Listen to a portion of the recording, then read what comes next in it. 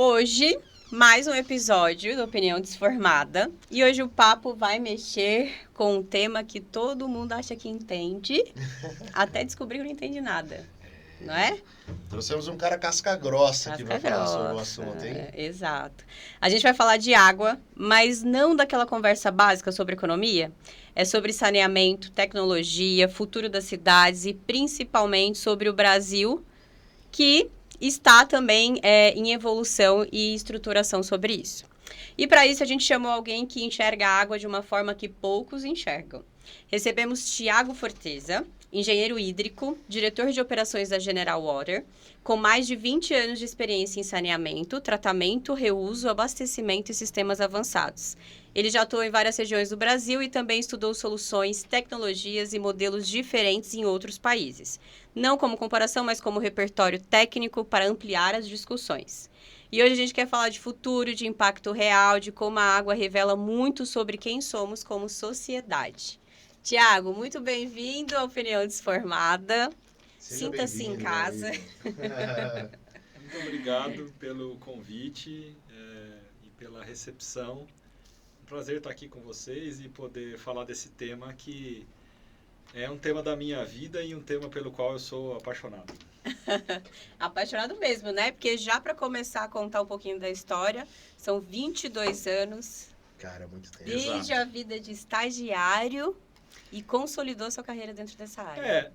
Talvez até mais do que isso, né? São 27 anos, porque na verdade eu comecei já na graduação, né? Fazendo um curso que era um curso que ninguém conhecia na época, né? Engenharia hídrica, né? Acho que você participou da segunda turma. Eu sou da segunda turma do Brasil. A primeira turma tinha 9 alunos, então assim, muito incipiente, né? Na segunda tinha 3. Não dá nem para falar que era uma turma. Mas essa história é muito legal, né? Eu sempre gosto de contar ela, porque eu terminei o ensino médio na época, isso foi em 98, e eu prestei vestibular e meu sonho naquela época era trabalhar com computação, com informática, né? Meu pai já era desse ramo, enfim, e eu queria fazer ou engenharia da computação ou ciência da computação, e eu prestei vestibular, e é bem na verdade que deu errado, porque eu não passei nesses cursos, e eu na verdade fui chamado lá na Universidade Federal de Itajubá, naquela época era a Escola Federal de Engenharia de Itajubá, para fazer o meu curso, que era a quinta opção minha lá do preenchimento da ficha de vestibular, que era engenharia hídrica, que eu não sabia nem o que era, porque eu preenchi a primeira opção, a segunda, da terceira em diante, eu fui chutando, Só né? ticando. E aí eu fui chamado, e aí quando eu fui chamado, eu lembro que naquela época, né, 98, eu fui num orelhão para ligar lá na universidade, para ver, não tinha essa tecnologia de internet, e aí a atendente falou, você foi aprovado para o curso de engenharia hídrica. Aí eu falei, engenharia hídrica, tá, né? Tipo, eu não sabia se eu sorria ou se eu chorava, né? Aí eu voltei pra casa e contei pro meu pai e falei, pai, mas eu acho que o primeiro ano de engenharia é tudo meio igual e eu vou lá e depois eu mudo de curso, sei lá, né? Eu queria muito ir pra faculdade, né? Queria muito dar sequência nos estudos aí. E aí eu fui e aí quando eu cheguei lá na universidade, a universidade acolheu muito a gente nesse curso, porque, imagina, todo mundo que estava lá, ninguém tinha prestado esse curso efetivamente, tinha tudo caído de paraquedas, ninguém sabia o que era o curso e tal. E aí os professores que criaram o curso, né, lá foi o primeiro curso do Brasil, hoje tem outros 4 cursos, são 5 cursos no Brasil, os professores acolheram muito a gente, procuraram nos mostrar o que era a engenharia hídrica e qual que era a proposta, o projeto do curso, etc., e aí, na verdade, que assim, a gente foi se motivando. E teve um ou outro só que saiu e foi para outra engenharia e a gente continuou. Então a gente... A sua turma tinha quantos alunos? A minha turma tinha 20, até hoje acho que são 20 ou 25 alunos por ano ainda, lá em Itajubá pelo menos. E a minha turma a gente começou em 20 e nós terminamos em 11, 12. Típico de engenharia. Um pedaço ficou pelo caminho, né? Mas, então assim, a história é mais ou menos essa. Daí eu já comecei entrei nesse mundo da água em 1999, que foi o meu primeiro ano de engenharia. Então, assim, até para motivar a gente, o professor na época pegou a turma toda, as 2 turmas, que eram 40 alunos arredondando, Aham. enfiou todo mundo no ônibus e nós fomos de Itajubá para Brasília, 17 horas de viagem. Meu Nossa, era assim que ele queria motivar Pra- vocês? Era uma molecada, né? Pra gente era Viajar, tudo farra. Aham. E a gente foi lá para participar da Semana Mundial da Água, porque 22 de março é o Dia Mundial da Água, né? Então a gente foi participar. O curso começou lá em fevereiro, a aula, então já depois de um mês a gente foi nessa excursão para Brasília para poder lá participar com as autoridades desse momento da Semana Mundial da Água, interagindo lá com o pessoal da diretoria da ANEEL na época, do Ministério de Minas e Energia, que tinham alguns membros que eram ex-alunos da escola de Itajubá. E aí foi super bacana. No ano seguinte, no ano 2000, foi criada a ANA, que é a Agência Nacional de Águas, que Uhum. tem aí até hoje. Sim. Então a gente viu tudo isso nascer, né? Caraca. Então a gente assim, a gente acompanhou para e passo a evolução da gestão dos recursos hídricos no Brasil, porque inclusive o que ensejou a criação do curso de Engenharia Hídrica foi a Lei 9433 de 97, que é a Política Nacional de Recursos Hídricos, que ela é de um ano antes da criação do curso. Aham. Então essa política veio, mudou completamente a política de gestão de recursos hídricos, criou o Sistema Nacional de Gerenciamento de Recursos Hídricos, etc. Porque as legislações que a gente tinha na época até então era da década de 30 sobre águas. Nossa. Então, em 97, houve um importante marco legal que resultou na criação do curso de Engenharia Hídrica e depois veio o ANA e as coisas foram indo, né? Então, a gente acompanhou tudo isso muito de perto. A gente foi se motivando a ficar no curso e a se especializar na matéria. E Porque meio que vocês estavam sendo parte da criação daquilo parte também, da criação né? daquilo. Porque eu me lembro, assim, a frase que foi dita nesse evento lá em 99 em Brasília, né? Falou, olha, pessoal, muito se falava naquela época no petróleo, né? Porque o petróleo era a grande riqueza. Sim. Mas olha, a grande riqueza do século XXI não é o petróleo, é a água, porque o petróleo ninguém vai querer beber, né? Já estavam falando isso. Já estavam falando isso em 99, né? Cara. Falando dos problemas, dos desafios que o nosso país tinha em relação à água. E aí, em todas as suas matérias, né? Então, naquela época, a nossa matriz energética era muito mais dependente de água do que é hoje. Uhum. Naquela época não tinha eólica, não tinha solar, tudo isso Só estava barragem. muito embrionário ainda, né? Então, a nossa matriz era fundamentalmente hídrica, Itaipu representava 50% da energia do país, aquela história toda. Então, tinha essa questão energética, tinha a questão do agro, né? Porque o agro é o maior consumidor de água, inclusive, do nosso país. Tinha as questões de saneamento, que estão aí hoje muito afloradas, mas naquela época já se falava disso e tal. É que a gente sabe que tudo, quando envolve políticas públicas, tem um tempo de acontecimento das coisas que é bem diferente, maior, né? sim. Bem maior. Uhum. Mas então a gente viu tudo isso acontecer, né?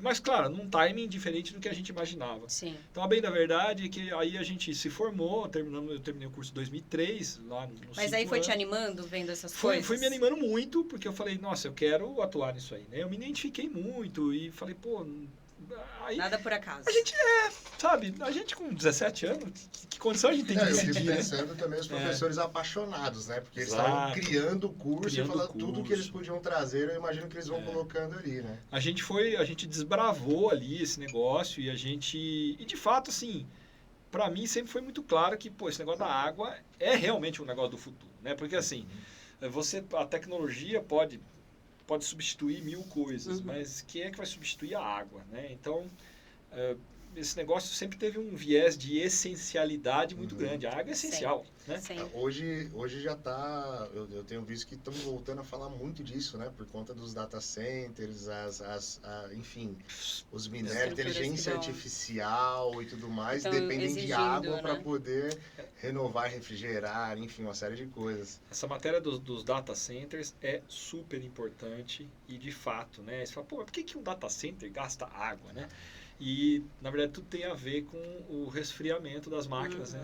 Esses supercomputadores que tocam os data centers, eles têm circuitos eletrônicos que aquecem muito e que precisam da água como um meio de troca térmica, de resfriamento. Resfriamento. Então, muita água se perde nesse processo de resfriamento por evaporação e tal.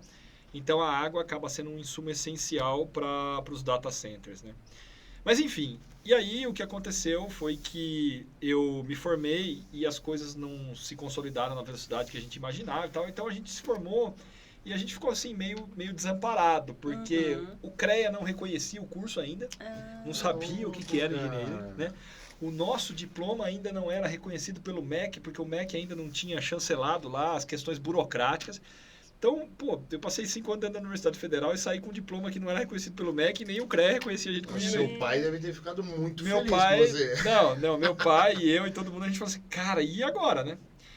Mas graças a Deus, eu sou um cara muito temente a Deus e Deus sempre agiu na minha vida, graças a Deus. Deus sempre foi abrindo as portas. Então, eu vim para São Paulo, comecei a fazer um estágio aqui na época, num instituto Depois da faculdade? Já no último ano da faculdade, eu vim fazer estágio em São Paulo, eu ficava num vai e vem para Itajubá. Porque Itajubá tá 3, 4 horas daqui também, é Minas, mas não é tão longe. E eu vim fazer isso. Mineiro. Itajubá é Não, Minas ele Gerais. não. Ele é do interior de eu São sou Paulo, do mas interior ele de São estudou Paulo. em Itajubá. Perfeito. Estudei lá. Então, o que aconteceu? Eu vim fazer estágio num instituto que chamava-se Instituto Geológico. Hoje chama IPA, Instituto de Pesquisas Ambientais do Estado de São Paulo. Que é um braço, um órgão de pesquisa ligado ao Ministério do Meio Ambiente, aí da Secretaria de Meio Ambiente do Estado de São Paulo, que fazia pesquisas na área de geologia e, dentre elas, na parte de defesa civil, para dar apoio à defesa civil em gestão de eventos de inundação. Então, eu participei de um projeto lá muito específico, ligado ao litoral paulista, as bacias do litoral paulista, os municípios que sofriam com as inundações, enchentes e tal. Mas eu queria, sei lá, abrir meus horizontes e poder ir para o mercado mesmo. E aí surgiu a oportunidade de eu trabalhar numa outra empresa, antes de eu trabalhar na empresa que eu trabalho hoje, que era na área de remediação de águas subterrâneas, descontaminação dessas contaminações geradas em postos de gasolina e tudo mais. Então, tinha uma parte aí ambiental. Trabalhei alguns meses Não, nem sabia lá. que existia. Normalmente Tipo os, de empresa. Eu sou técnico. Não sabia tipo de empresa. normalmente os postos de gasolina, né, bem rapidamente, os postos de gasolina, historicamente, né, já há muitos anos, eles trabalham com tanques enterrados de combustível. Sim. No passado, os tanques não tinham os dispositivos que tem hoje contra vazamento, etc. e tal. Então, esses tanques vazavam para o lençol freático e contaminavam o lençol freático, o solo e tal.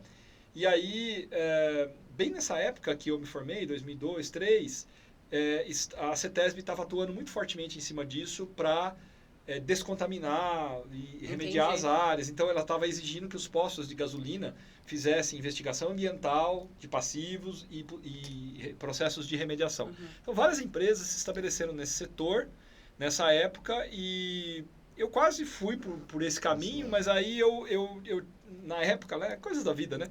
A empresa que eu estava, ela tinha sede no Rio, e aí eles queriam me oferecer uma vaga no Rio, enfim, e o Rio, ninguém queria ir muito pro Rio naquela época, né?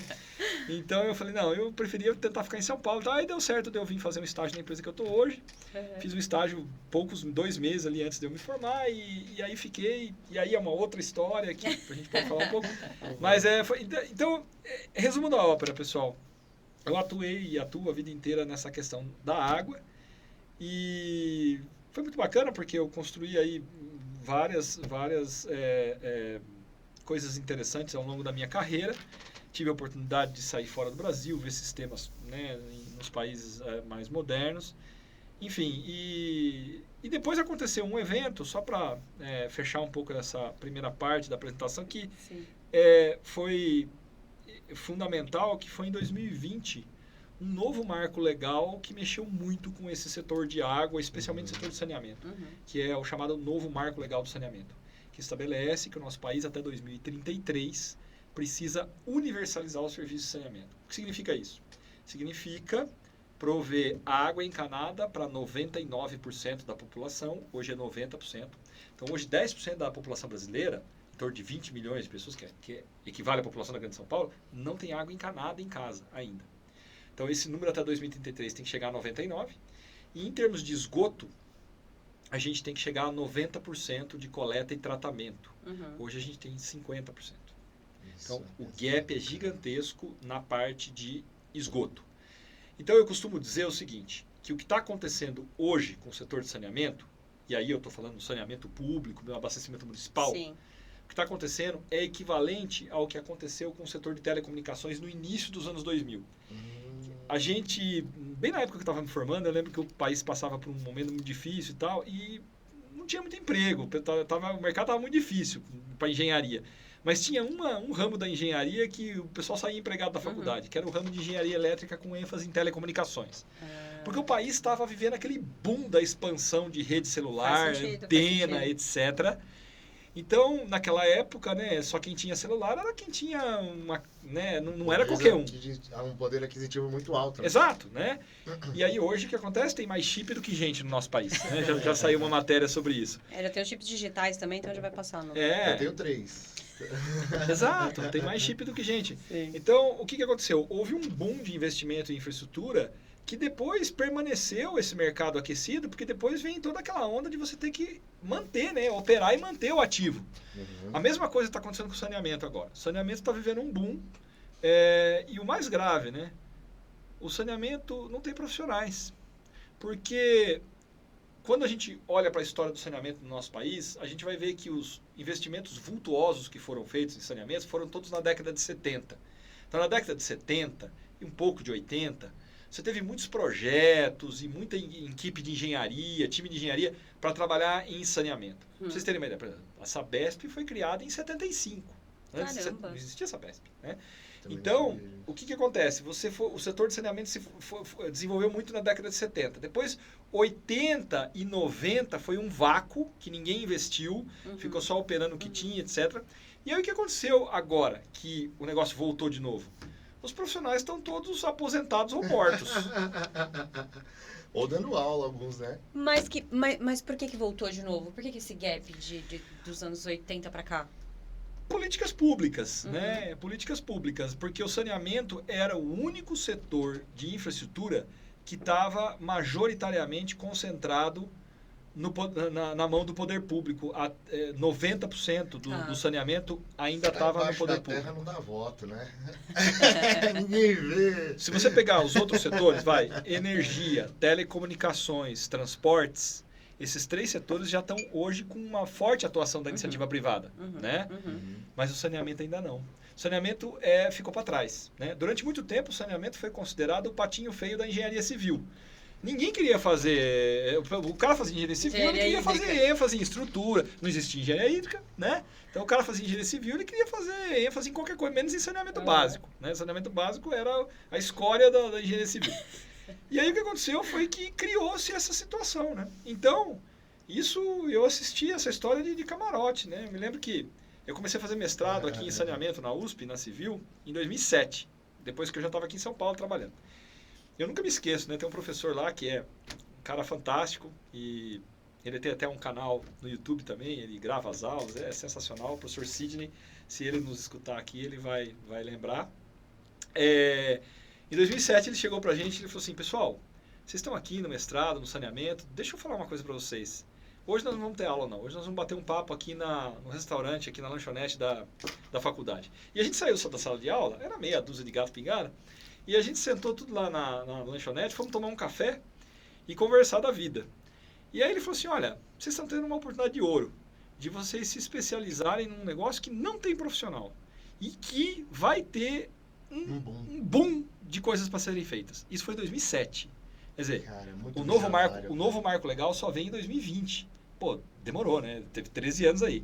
Mas na época eu já estava no mercado, atuando e tal, e eu falei, pô, é verdade, cara, não tem profissional especialista em tratamento de água, tratamento de esgoto. Você já sofria com aquilo, não tem, né? Entendeu? Porque quem tem, tá em fim de carreira ou tá dentro das empresas públicas que tá focado ali no ativo público e tal. Então eu falei, pô, eu vou investir minha carreira nisso porque uma hora esse negócio vai, né? Então foi aí eu fui me motivando mais e tal, e de fato foi o que aconteceu. Hoje a gente já tem em torno de 20, 25% de participação da iniciativa privada no saneamento, e aqui eu não estou para defender o setor público ou privado, sim, tá? Sim, sim. Não é uma discussão política, mas o que está acontecendo nesse momento é que está tendo muito investimento acontecendo, está tendo muita movimentação acontecendo no setor de saneamento. Mas houve alguma coisa que deu esse... 2020, o novo marco legal. O novo marco. Que desencadeou todo esse... que definiu essas metas de saneamento, 2033 e tal. Então, hoje você tem um caminhão de investimento acontecendo e não tem profissional para dar conta do volume de coisa que tem que ser feita. Então, é uma área muito interessante para os jovens profissionais que estão assistindo, etc., investir a carreira, né? O saneamento, que é um serviço essencial, é um monopólio natural. Então, saneamento precisa de gente trabalhando, não é só para fazer projeto e obra, Exato. é para operar as infraestruturas. Sim. Eu costumo dizer, né, que não existe solução plug and play no saneamento, que você liga na tomada, entra a água do esgoto de um lado e sai a água do outro. Saneamento não é equipamento, saneamento é serviço, né? Então, recentemente eu escutei isso de um diretor de uma grande companhia de saneamento, que ele falou assim, normalmente quando o pessoal fala que é plug and play, a gente sabe que na verdade é plug and pray, né? É dramático isso. Sim, mas exige muita estratégia, muita visão, exige muita engenharia operacional. Então, assim, tratar esgoto não é um produto, é um processo. Então, você precisa de...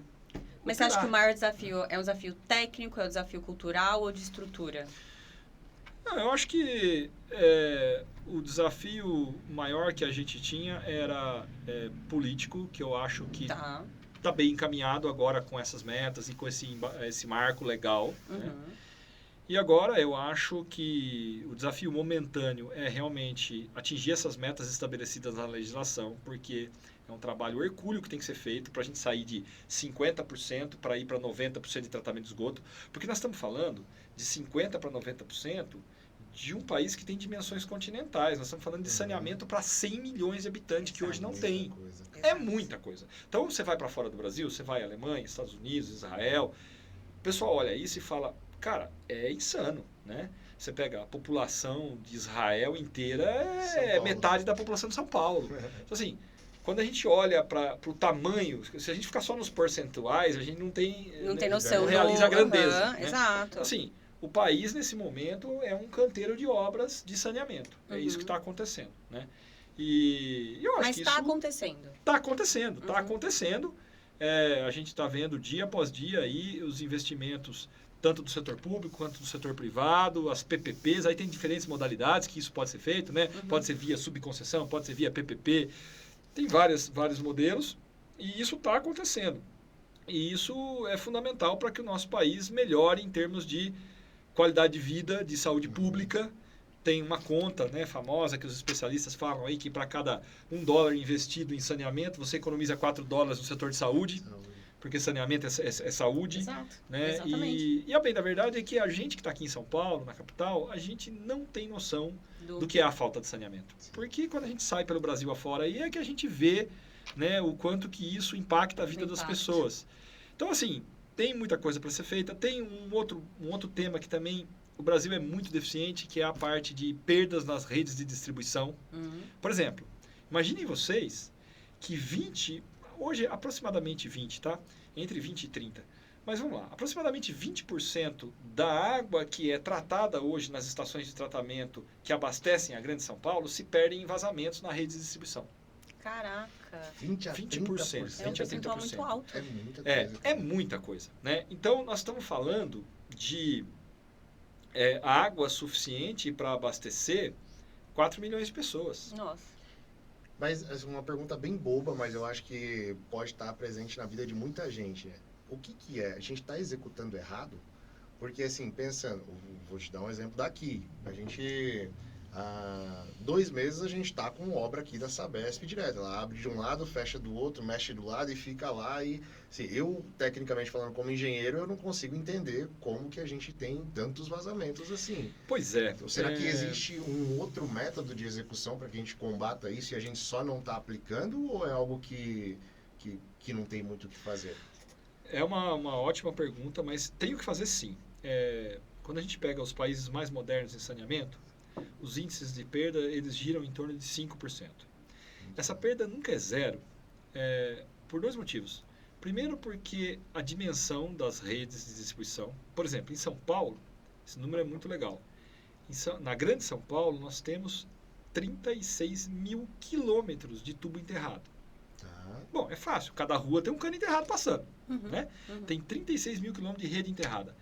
Então é impossível você querer que seja zero de vazamento. Isso não vai ser. Né?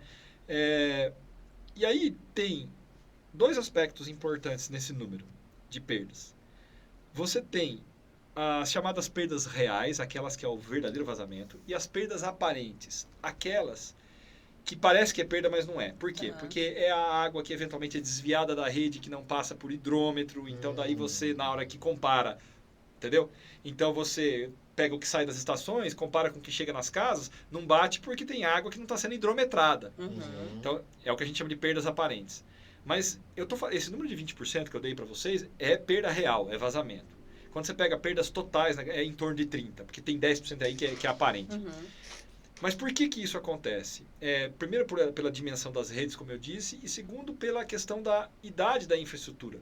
Você tem muita infraestrutura em São Paulo que é antiga, porque abastecimento tratamento de esgoto não é essencial, digamos assim, muito embora seja muito importante, mas abastecimento de água sempre existiu. Essencial. Então você tem redes aqui em São Paulo da década de 20, 30, 40, que estão especialmente nas regiões centrais, mais antigas, e essas tubulações estão lá. Tubulação antiga, tubulação de aço ainda, de material passível de corrosão. Então você tem envelhecimento da infraestrutura. Esse é um problema mais latente na Europa. A Europa vive um grave problema. Por exemplo, o Reino Unido tem um problema grave com vazamento por causa de tubulações de 100 anos. Então, sabe, por aí vai. Então, assim, mas tem o que ser feito. Você precisa... O que precisa ser feito? Precisa ter regulação do setor, que é o que está acontecendo agora, tá? Porque normalmente as concessionárias de saneamento, e de novo, aqui não se trata de ser pública ou privada, mas elas não têm muito incentivo para combater perda, porque ela pega a perda e ela embute na tarifa. Então, ela não está perdendo no final do dia. Entendi. Então, o que faz ela querer combater perda? Se ela não tem água para fornecer, então aí ela fala, pô, vamos caçar os vazamentos, porque né? Ou se ela está sendo pressionada pelo agente regulador. Se ela não pode embutir, ou se ela tem que, né, objetivamente, se ela tem que combater perda. Então, hoje, a regulação que existe já está indo nesse sentido. Olha, você precisa atingir metas de redução de perdas também. Não é só universalizar o saneamento, né? Então, aí você consegue, com o agente regulador, ter uma atuação mais eficaz nesse aspecto. Mas tem muita coisa. Eu estou falando de São Paulo, que é a parte mais desenvolvida. Você vai em cidades como Macapá. Macapá é 50% de perda. Que isso, Nossa. cara. Entendeu? Então, muita coisa. Tem muito a que ser trabalhado em termos de eficientização do setor de saneamento. E aí, a eficientização não é só da perda de água, é eficiência energética também. Nós estamos desperdiçando energia elétrica para distribuir a água com bombeamento, etc., que está vazando, né? Então, enfim, tem muita coisa para ser feita. Mas o que já existe hoje que você vê como um ponto super positivo? Eu acho Vendo que você já, né, você viu desde o começo, literalmente, essa... Desde que quando criaram a primeira página ali. Exato. Eu acho que o nosso país é continental, os desafios do setor de saneamento, eles são regionais. Então, cada região tem as suas peculiaridades. E a gente... eu acho que a gente está evoluindo como um todo por conta de toda essa questão do arcabouço legal e dos novos investimentos, das metas, etc. e tal. Mas isso por si só também não é o único caminho. A gente tem outros gaps, né? Então, por exemplo, a gente tem um problema na Grande São Paulo de disponibilidade hídrica mesmo. Tem um problema que falta água. Né? Então, quando a gente olha, por exemplo, para São Paulo, tem um índice que é dado pela Organização das Nações Unidas, a ONU, que define que uma região, para ela ser considerada sustentável do ponto de vista hídrico, ela tem que ter uma disponibilidade hídrica per capita mínima de 1.000 metros cúbicos por habitante por ano. Então, ou seja, você pega toda a água disponível em rios, né, e divide pela população, tem que dar 1.000 metros cúbicos por habitante por ano. Muito bem. São Paulo tem 150 metros cúbicos por habitante por ano. Por ano. Nossa. Então, eu costumo dizer o seguinte. Por quê? Porque a gente tem uma grande população vivendo numa área concentrada, de cabeceira de bacia, tem um cenário de poluição dos recursos hídricos, nem toda a água está disponível. Tem um mix de coisas que fazem com que a nossa disponibilidade hídrica per capita seja 15% da mínima recomendada. Tá. Né? Então, eu costumo dizer que não tem camelo na marginal, mas o deserto é aqui, em termos hídricos. Né? E aí, o Muito que... bom, tem capivara. Capivara, tem Os capivara. capivaras. Capivaras são muito verdade, os bonitinhos. capivaras são os nossos caminhos, né? Mas isso, por que isso é muito interessante? Né? Se a gente pegar, por exemplo, a população comum não tem muita noção disso. Mas hoje, antes de vir para cá, eu abri e olhei, tem um aplicativo da concessionária de saneamento que você abre e você vê o nível dos mananciais. Né? Qualquer cidadão pode baixar, é público. O nível das represas que abastecem em São Paulo, na data de hoje, está em 27%. Muito baixo. 27%. Muito baixo. Pessoal, isso é muito grave, né?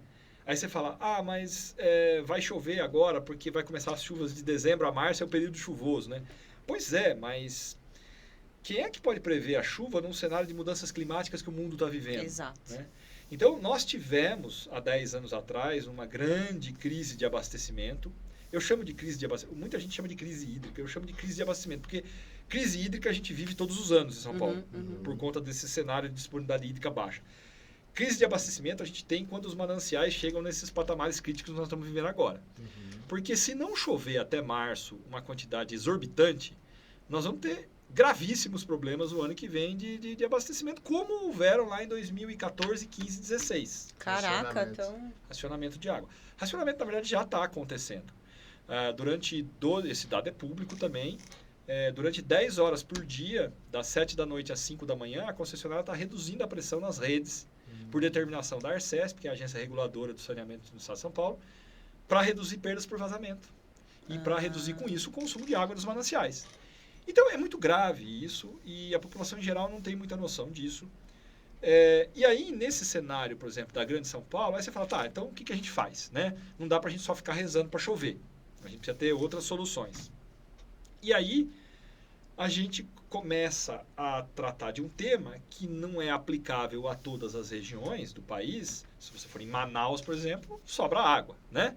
Mas aqui em São Paulo é diferente. Então, tem um tema que é super relevante e importante, que é o reuso de água, por exemplo. Né? Então, o que é o reuso de água? Esse é um tema polêmico, né? Porque entender de reuso, ele vai para uma caixinha de um tabu muito específico para o brasileiro. Exatamente. E isso não é só no Brasil, não. Isso é no mundo, esse tabu.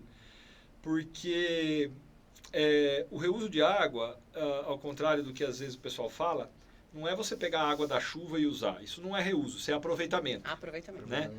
O reuso é... O conceito do reuso é você pegar o efluente de uma atividade e você tratar ele para você reusar de novo naquele mesmo empreendimento. Tá? Então é você fazer um ciclo fechado, uma reciclagem da água, literalmente. Né? Esse é um caminho muito interessante que a gente deve percorrer para a gente melhorar a sustentabilidade hídrica da Grande São Paulo. Já tem exemplo prático de como o reuso... Tem. Só fazer um comentário. Eu falei do TCC, eu mudei o meu TCC por conta disso. Eu fui para reuso quando eu comecei a esbarrar ali o que a gente teria que fazer para atender o reuso. Meu orientador falou assim, cara, você quer montar um projeto? Vai para aproveitamento, porque no reuso você não vai conseguir atingir as normas, tudo que a gente tem que ter lá para você considerar que é um reuso. Então vai para aproveitamento. A gente mudou todo o TCC para atuar com aproveitamento. Sim. Por conta da dificuldade dos atendimentos das normas ali. Perfeito, Anthony. Realmente, o assunto não é simples. Mas eu vou contar para vocês o que a gente já percorreu nesse caminho e muita coisa já foi feita. E, claro, ainda tem muita coisa para fazer. Mas, basicamente, como que o reuso de água pode contribuir e por que ele é um caminho muito interessante. Se você for olhar a história do abastecimento de água da Grande São Paulo, e isso não se aplica só à Grande São Paulo, mas vamos pegar aqui o case da Grande São Paulo, que é muito relevante e dá para a gente ilustrar muita coisa. Você vai ver que, historicamente, a nossa cidade foi se desenvolvendo, trazendo água de cada vez mais longe para poder abastecer a cidade. Então, como diria o professor Ivanildo Espanhol, lá da USP, que hoje já não está mais aqui com a gente, mas foi uma pessoa muito importante nesse ramo, ele dizia que a filosofia nossa de gestão da água era exatamente a que os romanos faziam na época do Império Romano, que era trazer água de longe através dos aquedutos, água limpa, para gerar esgoto localmente que não tinha como tratar e daí jogava nos rios. Né?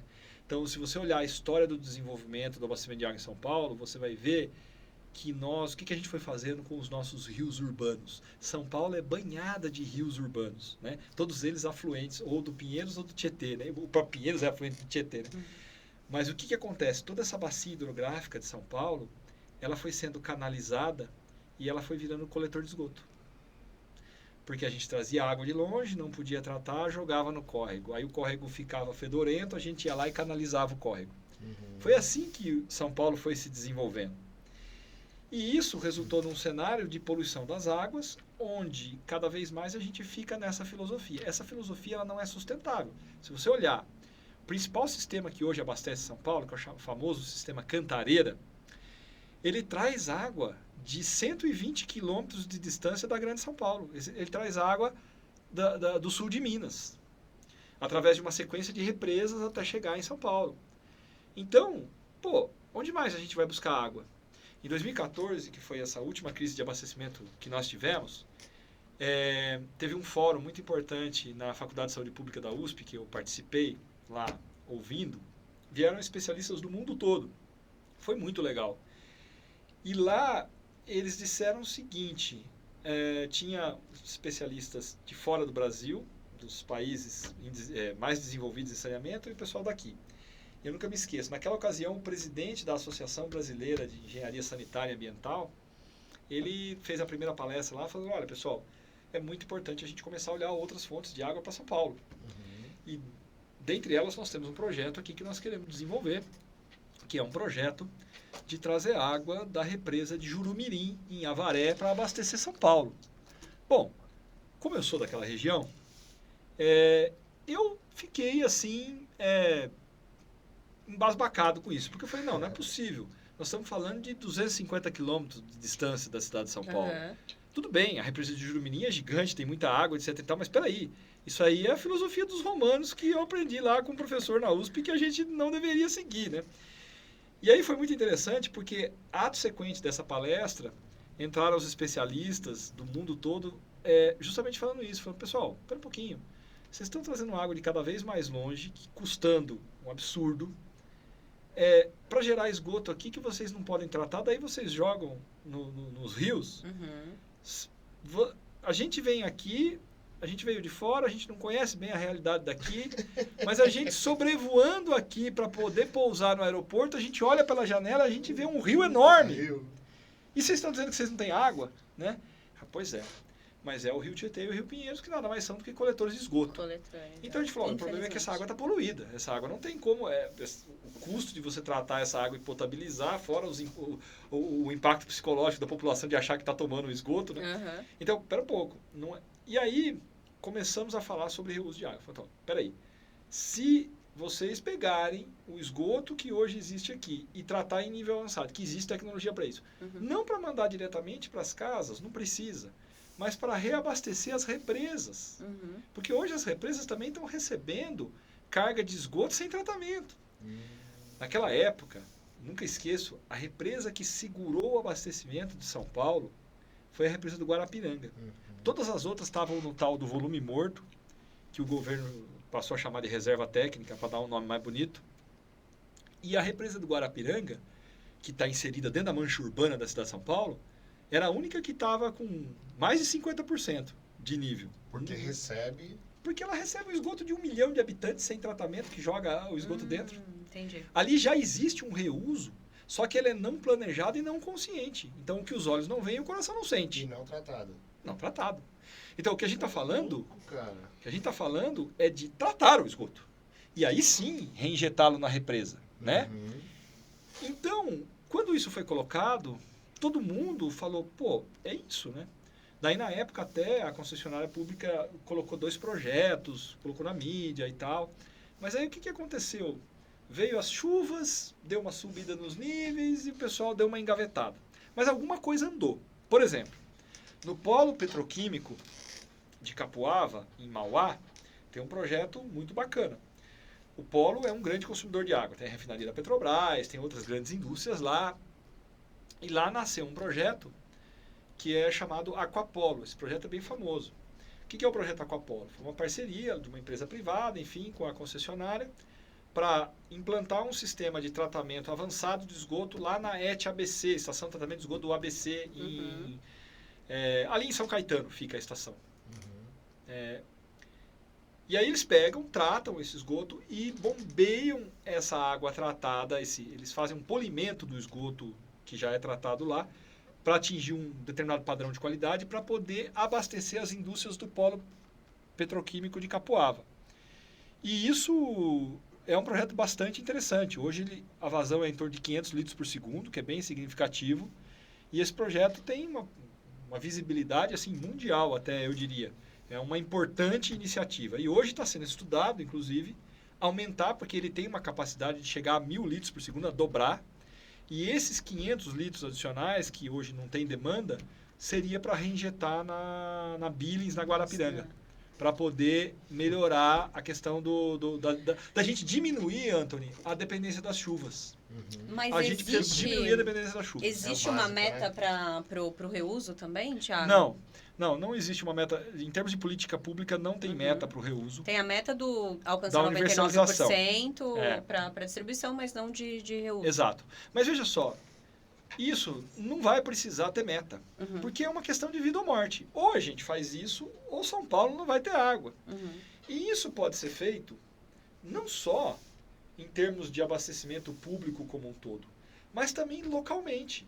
Então, por exemplo, você pega dentro da Grande São Paulo, você tem grandes consumidores de água isolados que podem implantar um sistema desse que é totalmente viável e que podem se tornar independentes da concessionária e, com isso, ter maior sustentabilidade hídrica, um impacto socioambiental positivo, porque quando você pega um grande shopping center, um grande hospital, uma grande universidade, uma grande indústria da Grande São Paulo, que ela deixa de consumir água da concessionária porque ela tem um sistema próprio, ela está contribuindo para que mais água chegue nas nossas casas.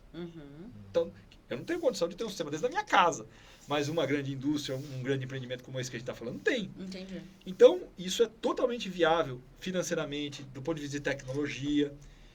E aí é um trabalho no qual eu estou mais diretamente ligado, porque é o que a minha empresa diretamente atua. Entendi. A gente lá implanta sistemas autônomos de abastecimento para grandes consumidores. Mas sistemas de reuso ou não? Tanto sistemas de reuso, Tá, mas não para fins potáveis, tá bom. porque aí existe até uma restrição legal e tudo mais. Ah, o Ednei falou que até colocaram alguma coisa para a água sair azul, para Exato. identificar. É, Tá. No então shopping, né? Exato. Você vai em muitos shopping centers hoje da Grande São Paulo, a água é azul no banheiro. Aquela água azul no banheiro é normalmente o esgoto tratado que está sendo reutilizado com um corante para a água ficar azul. Para identificar. Azul. E para fins potáveis mesmo, a utilização da água subterrânea como um recurso estratégico. A água subterrânea é um outro tema interessante. Vamos lá, eu tô curioso pra caramba. Eu tô aqui Exato. Aulas. O que acontece? O reuso do esgoto é super bacana, porque quando você pega esses tipos de empreendimentos que eu falei há pouco, e você começa a estudar o consumo de água deles, você vai ver que, via de regra, 50% da água que ele consome não precisa ser água potável. Então, por exemplo, por que você precisa de água potável para dar descarga no vaso sanitário? Isso que eu ia perguntar, né? exato, com esse Por que percentual. você precisa de água potável para irrigar o jardim? Por que você precisa de água potável para lavar o piso? Então, quando você pega os usos e detalha, por exemplo, um outro grande usuário de água nesses grandes empreendimentos são os sistemas centrais de ar-condicionado, né? Que tem torres de resfriamento e tal. Não precisa ser água potável, né? Então, quando você começa a olhar, metade da água, por exemplo, de um shopping center pode ser substituída por água de reuso. Perfeito. E aí sobra a outra metade. E essa outra metade realmente precisa ser potável, porque daí é água de consumo, cozinhar alimentos, enfim. E aí essa água é que entra esse outro recurso estratégico que existe, que é a água subterrânea. Então, o que acontece? Vou fazer um parênteses para falar um pouco de água subterrânea. A água subterrânea representa a maior parte da água doce disponível do nosso planeta. Então, se a gente pegar todo o nosso planeta, todo mundo fala que o planeta Terra é o planeta água, né? E de fato, por quê? Porque o nosso planeta, ele é composto lá 2/3, né, de água e a superfície, né? E o que acontece é que, de toda essa água que nós temos no nosso planeta, 97,5% é água salgada, que compõe os mares e oceanos. É o grande volume. Sobra 2,5% que é água doce. Desse 2,5% de água doce, o que a gente vê em rios e represas, o que o nosso olho alcança, é 0,5%, arredondando. A maior parte da água está nas geleiras e neves eternas, que são as calotas polares e os topos de Everest, etc. e tal. E água subterrânea, água que está debaixo da terra. Entendi. Então, a água captada por meio de poços, e aí eu estou falando de poços tubulares profundos, não é aquele poço caseiro que a gente... Que tem no quintal, lá na casa da minha né? avó. Nós estamos falando de poços bem construídos e bem operados, etc. É um recurso muito estratégico. E é mais sustentável do que a água de superfície, porque ela tem menos variações com o regime de chuva, etc. Porque é uma água que está no ciclo hidrológico da Terra, é uma água que está há milhares de anos. Então você não é a água que choveu a semana passada ou o ano passado. Então você, via de regra, tem uma extração que não depende muito de chuva, que é sustentável por conta dos volumes, etc, etc. Mas tem um parênteses, porque senão você vai falar assim, pô, então a solução para São Paulo é só perfurar poços e está resolvido, aí, né? Mas não é bem assim. Por quê? Porque há uma variabilidade espacial da ocorrência da água subterrânea. Então, por exemplo, todo mundo já ouviu falar naquele famoso aquífero Guarani. Né? O aquífero Guarani, de fato, é uma fonte gigantesca de água, porém ele passa do meio do estado de São Paulo, ali a região de São Carlos, Araraquara, Ribeirão Preto, para noroeste. Então, quando você olha o mapa do estado de São Paulo, aonde está a nossa região metropolitana aqui, não tem aquífero Guarani. O aquífero Guarani começa em São Carlos, Araraquara, Ribeirão Preto. E vai embora. Então, você pega cidades como Araçatuba, São José do Rio Preto, que está lá para cima, elas são majoritariamente abastecidas por água do aquífero Guarani. A cidade de Ribeirão Preto é um ícone, né? O que abastece a cidade de Ribeirão Preto é uma bateria de 102 poços do aquífero Guarani. Não tem água de rio em Ribeirão Preto. É uma cidade grande, super representativa, né? Legal, ela é abastecida 100% por poços. Que legal. E ninguém tem noção disso. Né? Ninguém tem noção. A maioria dos municípios, 75% dos municípios do estado de São Paulo, nós temos 645 municípios do estado de São Paulo, 75% deles fazem uso total ou parcial de água subterrânea. Então você tem, a água subterrânea representa um importante percentual do abastecimento. Só que a água subterrânea é um recurso discreto.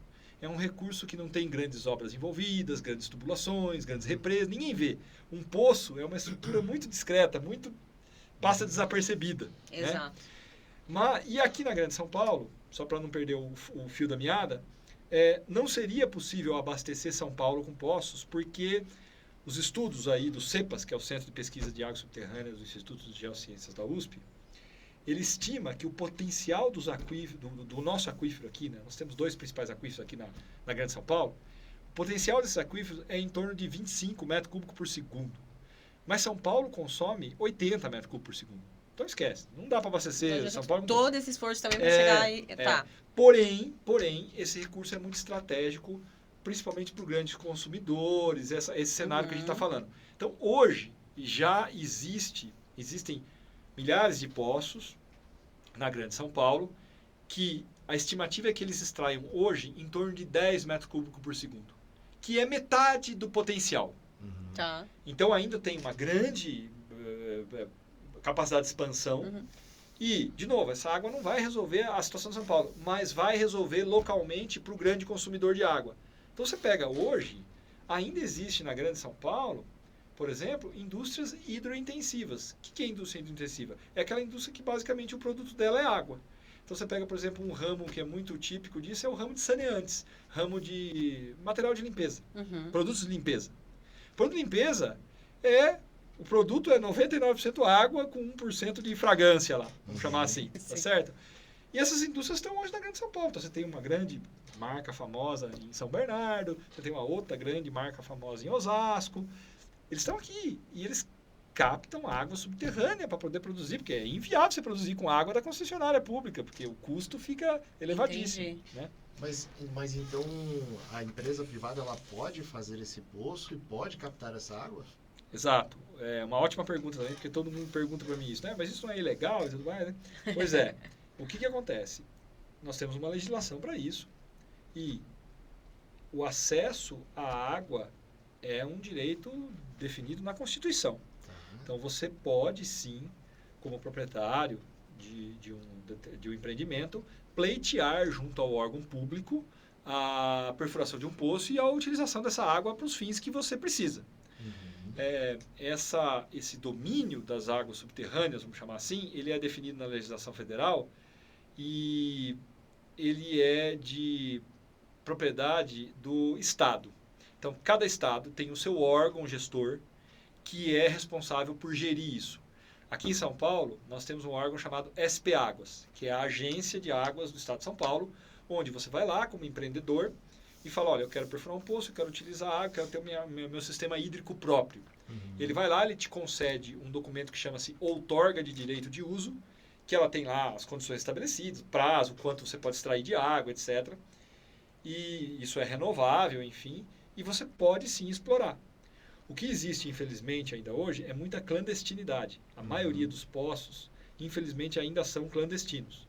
Mas também há muitas situações que estão totalmente legalizadas, enfim, e os grandes empreendimentos nem querem trabalhar com nada que seja ilegal. Então, isso é, sim, totalmente legal e possível, né? Bem como o reuso de água. Então, essas duas soluções hoje tornam muitos empreendimentos na Grande São Paulo, que a gente nem imagina, eles são hoje autossustentáveis em água. Então, às vezes você está num grande shopping center, num grande centro de exposições, num grande hospital aqui em São Paulo, você nem imagina, mas ele não é abastecido pela concessionária, ele é abastecido por uma fonte própria, né? E isso ajuda muito a aliviar a pressão sobre os recursos hídricos. Mas aí ele tem zero abastecimento da rede pública ou não? Ele tem zero, ele pode ter zero abastecimento da rede pública, não é proibido isso. Mas a água que ele extrai, ele vai deixar potável? Sim, existem processos que permitem você tratar a água e potabilizar ela. Né? Aliás, as águas subterrâneas, nesse sentido, em geral, elas têm até vantagens em relação à água de superfície, porque elas são, em geral, de melhor qualidade. Então, os processos de tratamento, normalmente empregados, eles são até mais simples do que tratar a água de rio, de represa. Né?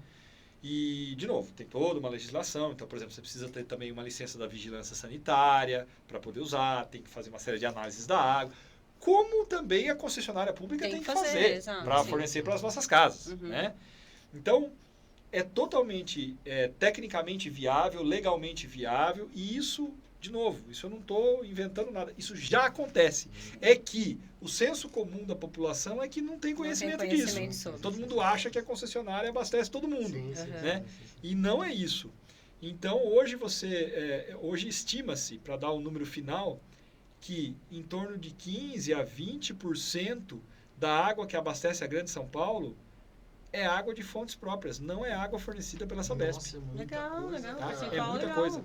E durante a crise hídrica, a crise de abastecimento, melhor dizendo, durante a última, que a concessionária teve que reduzir o fornecimento, o percentual das fontes alternativas chegou a representar 25% da água. Mas isso considerando poços ou reuso? Poços, a soma de poços e reuso. Reuso ainda é muito incipiente, pessoal. Reuso ainda é muito pouco. Reuso é insignificante ainda. Mas as águas subterrâneas são muito importantes. Que legal. Né? E esse recurso precisa ser mantido, porque é o que ajuda a dar sustentabilidade hídrica para a nossa região de São Paulo. Eu acho que foi até por aí que a gente teve o gatilho de conhecer um pouco da sua história, porque a gente estava falando, até um projeto que a gente comentou foi aqui do Shopping Eldorado, que eu lembro que eles têm ali algumas práticas e tudo mais, e aí o Ed comentou que você levou para ele uma experiência de um prédio que é autônomo. E aí a gente ficou maluco. Peraí, vamos conhecer essa história. É inimaginável como que a gente tem um prédio que ele é autossustentável. Impressionante. Tem alguns empreendimentos que a gente atua que essa é a realidade, né? Que o empreendimento ele é totalmente autossustentável, enfim. Então, isso é um Mas, fato. Thiago, você acha... Eu lembro até que a gente puxou isso com o Ednei, porque a gente estava falando sobre ESG, né? Na questão de projetos e, né, que ele faz. A gente entrou nisso e aí ele trouxe esse exemplo que você físico, atua, esse exemplo físico. O ESG deu essa alavancada de alguma forma para as empresas olharem mais? Isso é muito legal, né? A gente brinca que lá na nossa empresa a gente já é ESG muito antes de existir esse termo ESG. Exatamente, é um termo gourmet. Porque esse termo surgiu muito recentemente, Exato. né? Mas quando a gente olha para esse trabalho que eu descrevi aqui para vocês, ele atinge diretamente os objetivos do desenvolvimento sustentável, né? Então a gente fala que atinge diretamente o E e o S com certeza, porque quando você pega o E, né, que é a parte de meio ambiente, quando o empreendimento faz reuso de água, ele também está lançando menos esgoto na rede pública. Faz sentido. Então tem um apelo ambiental aí, né? Totalmente. O S, quando o empreendimento deixa de consumir água da concessionária, nós estamos disponibilizando mais água para a sociedade. Para a sociedade. Então, atinge o S diretamente. Então, e talvez até a gente possa falar de governança também, que é o G, que são boas práticas. Boas práticas de gerenciamento do empreendimento, né? Existe também um outro importante fator que acabou impulsionando ao longo da história a busca por fontes alternativas, muito antes de existir o reuso, porque o reuso é uma coisa muito recente, o reuso é uma coisa de 15, 20 anos, que começou a ser implantado em... agora, a água subterrânea é uma coisa mais antiga, né? A exploração de poço é uma coisa um pouco mais antiga. Mas tudo isso começou por todos esses problemas de disponibilidade hídrica que a gente falou aqui, e também por um aspecto de política tarifária. É legal comentar isso também. Quando você pega a política tarifária de saneamento, e isso aqui no estado de São Paulo, e em geral nos outros estados também, você tem tarifas bem definidas e diferentes para o setor residencial e para o setor industrial e comercial. Então, imóveis, aqui na Grande São Paulo, imóveis residenciais pagam uma tarifa de água que é 6 vezes, arredondando, menor do que as tarifas do setor comercial e industrial. Nossa. E essa política, ela se chama, né, ela tem o nome de política de subsídio cruzado. Ou seja, qual que é a lógica que está por trás disso, que já vem de muitos anos, de política pública? É a lógica de que o setor produtivo, o comércio e a indústria, ele precisa subsidiar o saneamento residencial. Então, você cobra mais do setor industrial e comercial para subsidiar o setor residencial. Enfim, é uma questão de política tarifária. Sim. Então, o que isso foi fazendo ao longo do tempo? A água é muito cara para a indústria e para o comércio. Não é viável hoje uma indústria operar com as tarifas de água da concessionária. Então, ela vai claramente buscar fontes alternativas, seja ela água subterrânea, seja ela eu não conseguiria reuso. imaginar uma conta de água que chega na CIMED, por exemplo.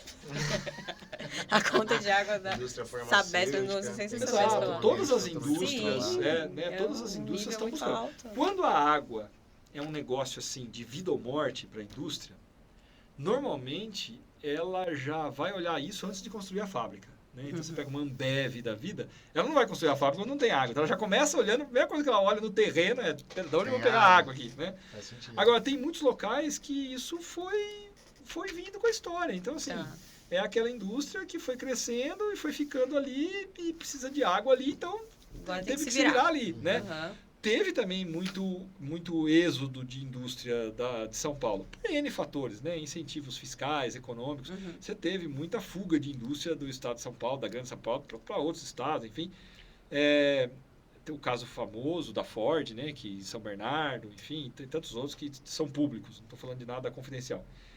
Então, veja, a questão, por todos esses motivos, a questão hídrica dos grandes consumidores, ela é fundamental hoje para que haja sustentabilidade do abastecimento da Grande São Paulo. Se você parar os poços hoje da Grande São Paulo e o trabalho de reuso de água, que ainda é pequeno, mas já ajuda, se você parar isso, você cortou 20% da água da cidade.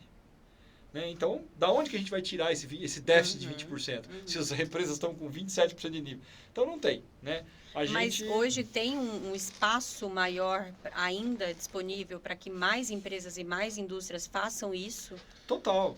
Para tirar um pouco desse peso. Pegando carona no que você está falando, quando a gente atuou em algumas fábricas e alguns ambientes corporativos, comerciais, eu me recordo de sempre topar ali com estações de tratamento e aí, conversando com os clientes, eles sempre traziam para mim que era obrigatório ter ali as ETS para antes de escoar o esgoto e tudo mais. Então, pegando carona na sua pergunta, isso é uma lei? Isso é a indústria, a empresa, ela tem que fazer isso? É uma ótima pergunta. Veja, vamos separar essa resposta em setor comercial e setor industrial. O setor comercial, que hoje é muito forte, que é o setor de serviço na Grande São Paulo, talvez seja até mais forte que a própria indústria. O setor comercial, quando você tem uma rede em geral, quando você tem uma rede coletora de esgoto, e em geral essa rede existe, você não é obrigado a tratar o esgoto para descartar na rede.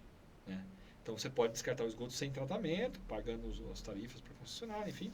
Então, normal. Em alguns casos muito específicos, sim, você precisa tratar o esgoto antes de descartar, porque aquela rede não está conectada, está descartando direto num rio, enfim. Tem situações e situações. Mas a regra geral para o setor comercial é que não é obrigado você a tratar esgoto. Agora, passa a ser vantajoso tratar esgoto, porque você, quando faz o reuso de água, aí você gera um benefício econômico, porque você deixa de consumir água da concessionária, que é mais cara, e você também deixa de pagar pelo serviço de esgoto. Aqui é importante falar disso. A conta de água que a gente paga para a concessionária, ela não é simplesmente uma conta de água, ela é uma conta de água e uma conta de esgoto. E a concessionária, a política tarifária em São Paulo é 1 para 1, ou seja, ela considera que 1 metro cúbico de água que você admitiu, você gerou 1 metro cúbico de esgoto. O que não é bem verdade, mas é essa a política. E aí o que acontece? Uma indústria ou um empreendimento comercial, quando ele capta 1 metro cúbico de água da rede pública, ele está pagando 1 metro cúbico de água e 1 metro cúbico de esgoto. Então tem uma soma. Né? Quando ele reutiliza a água, além dele não estar captando, ele não está também gerando esgoto. Então ele economiza nas duas pontas. Então há um benefício econômico importante do reuso de água, mesmo que o tratamento do esgoto não seja obrigatório. Quando o tratamento de esgoto é obrigatório, aí se torna ainda mais, faz mais sentido ainda você reusar a água, porque você simplesmente tratar para jogar fora é um desperdício. Né? Então, não sei se eu respondi bem a sua pergunta, mas em geral não é obrigado a tratar esgoto. Isso no setor comercial. No setor industrial, também em geral, se você atender o padrão da legislação, você pode jogar o esgoto. Você não precisa tratar necessariamente. É que tem indústrias muito específicas que têm contaminantes específicos. Aí sim, aqueles contaminantes precisam ser tratados e removidos. Né? Mas em geral são tratamentos até simplificados, porque a legislação ela tolera você descartar um efluente até com uma certa carga poluidora e tudo mais. Né? Agora, a questão não é só olhar a legislação, a questão é olhar essa oportunidade econômica, ambiental, social que a gente está falando aqui, que os grandes consumidores de água têm do setor industrial e comercial de reaproveitar a água, de se tornar autossuficiente em água e tudo mais. Né? Porque daí quando vem as situações como essa que a gente está vivendo agora, de racionamento, de baixos níveis dos mananciais, se você tem lá o seu empreendimento, seja ele uma indústria, seja ele um comércio, e você não tem uma fonte própria de água, você fica, eu estou vulnerável aqui. Totalmente porque a água é essencial para qualquer operação, estou vulnerável. E então é uma questão até estratégica, de negócio, você ter uma fonte de autonomia hídrica. Exatamente, autonomia hídrica, é isso. Perfeito, perfeito. Mas até pegando numa coisa que você falou, né, sobre conhecimento e até benefício próprio.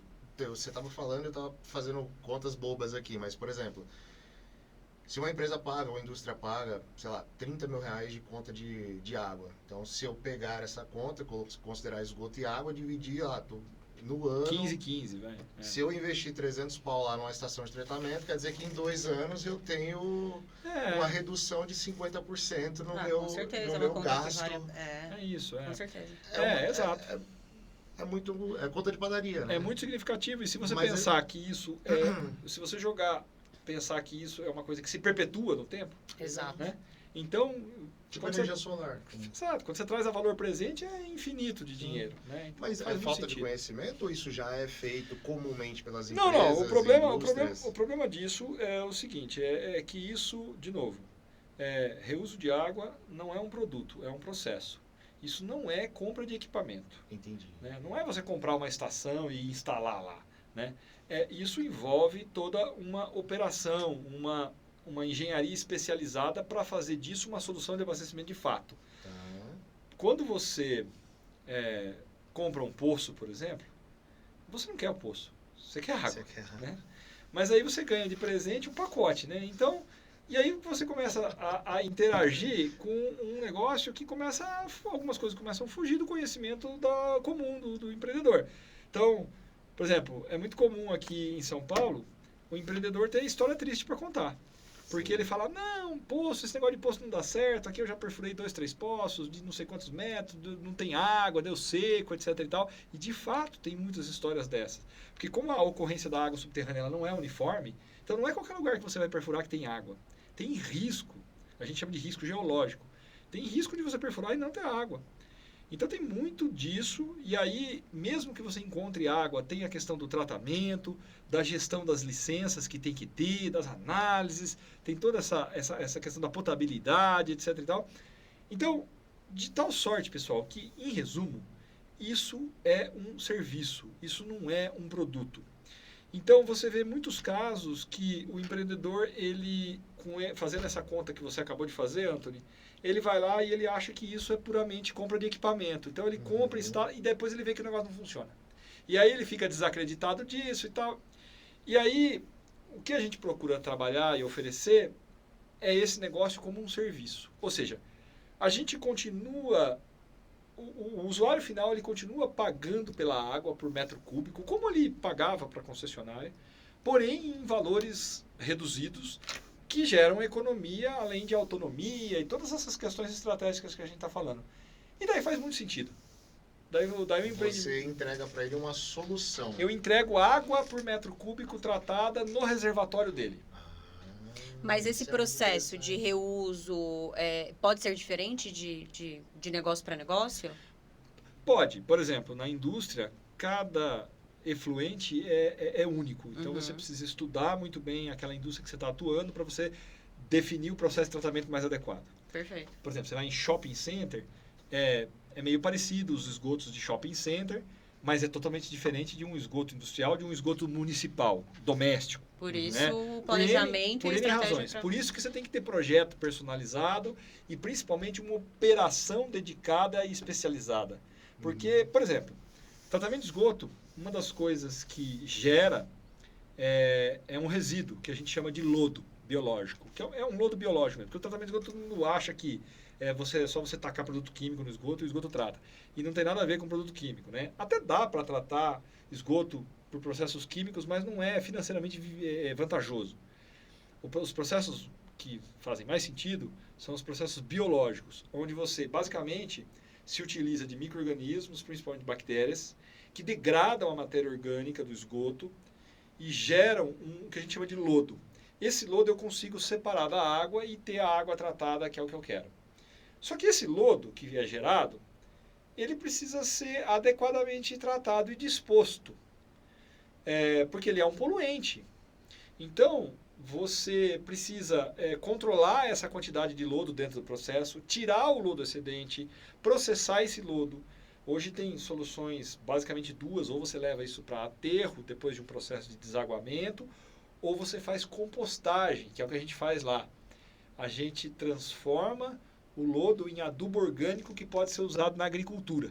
E aí é um trabalho fantástico, porque a gente fala que é um trabalho que vai de resíduo a recurso. Né?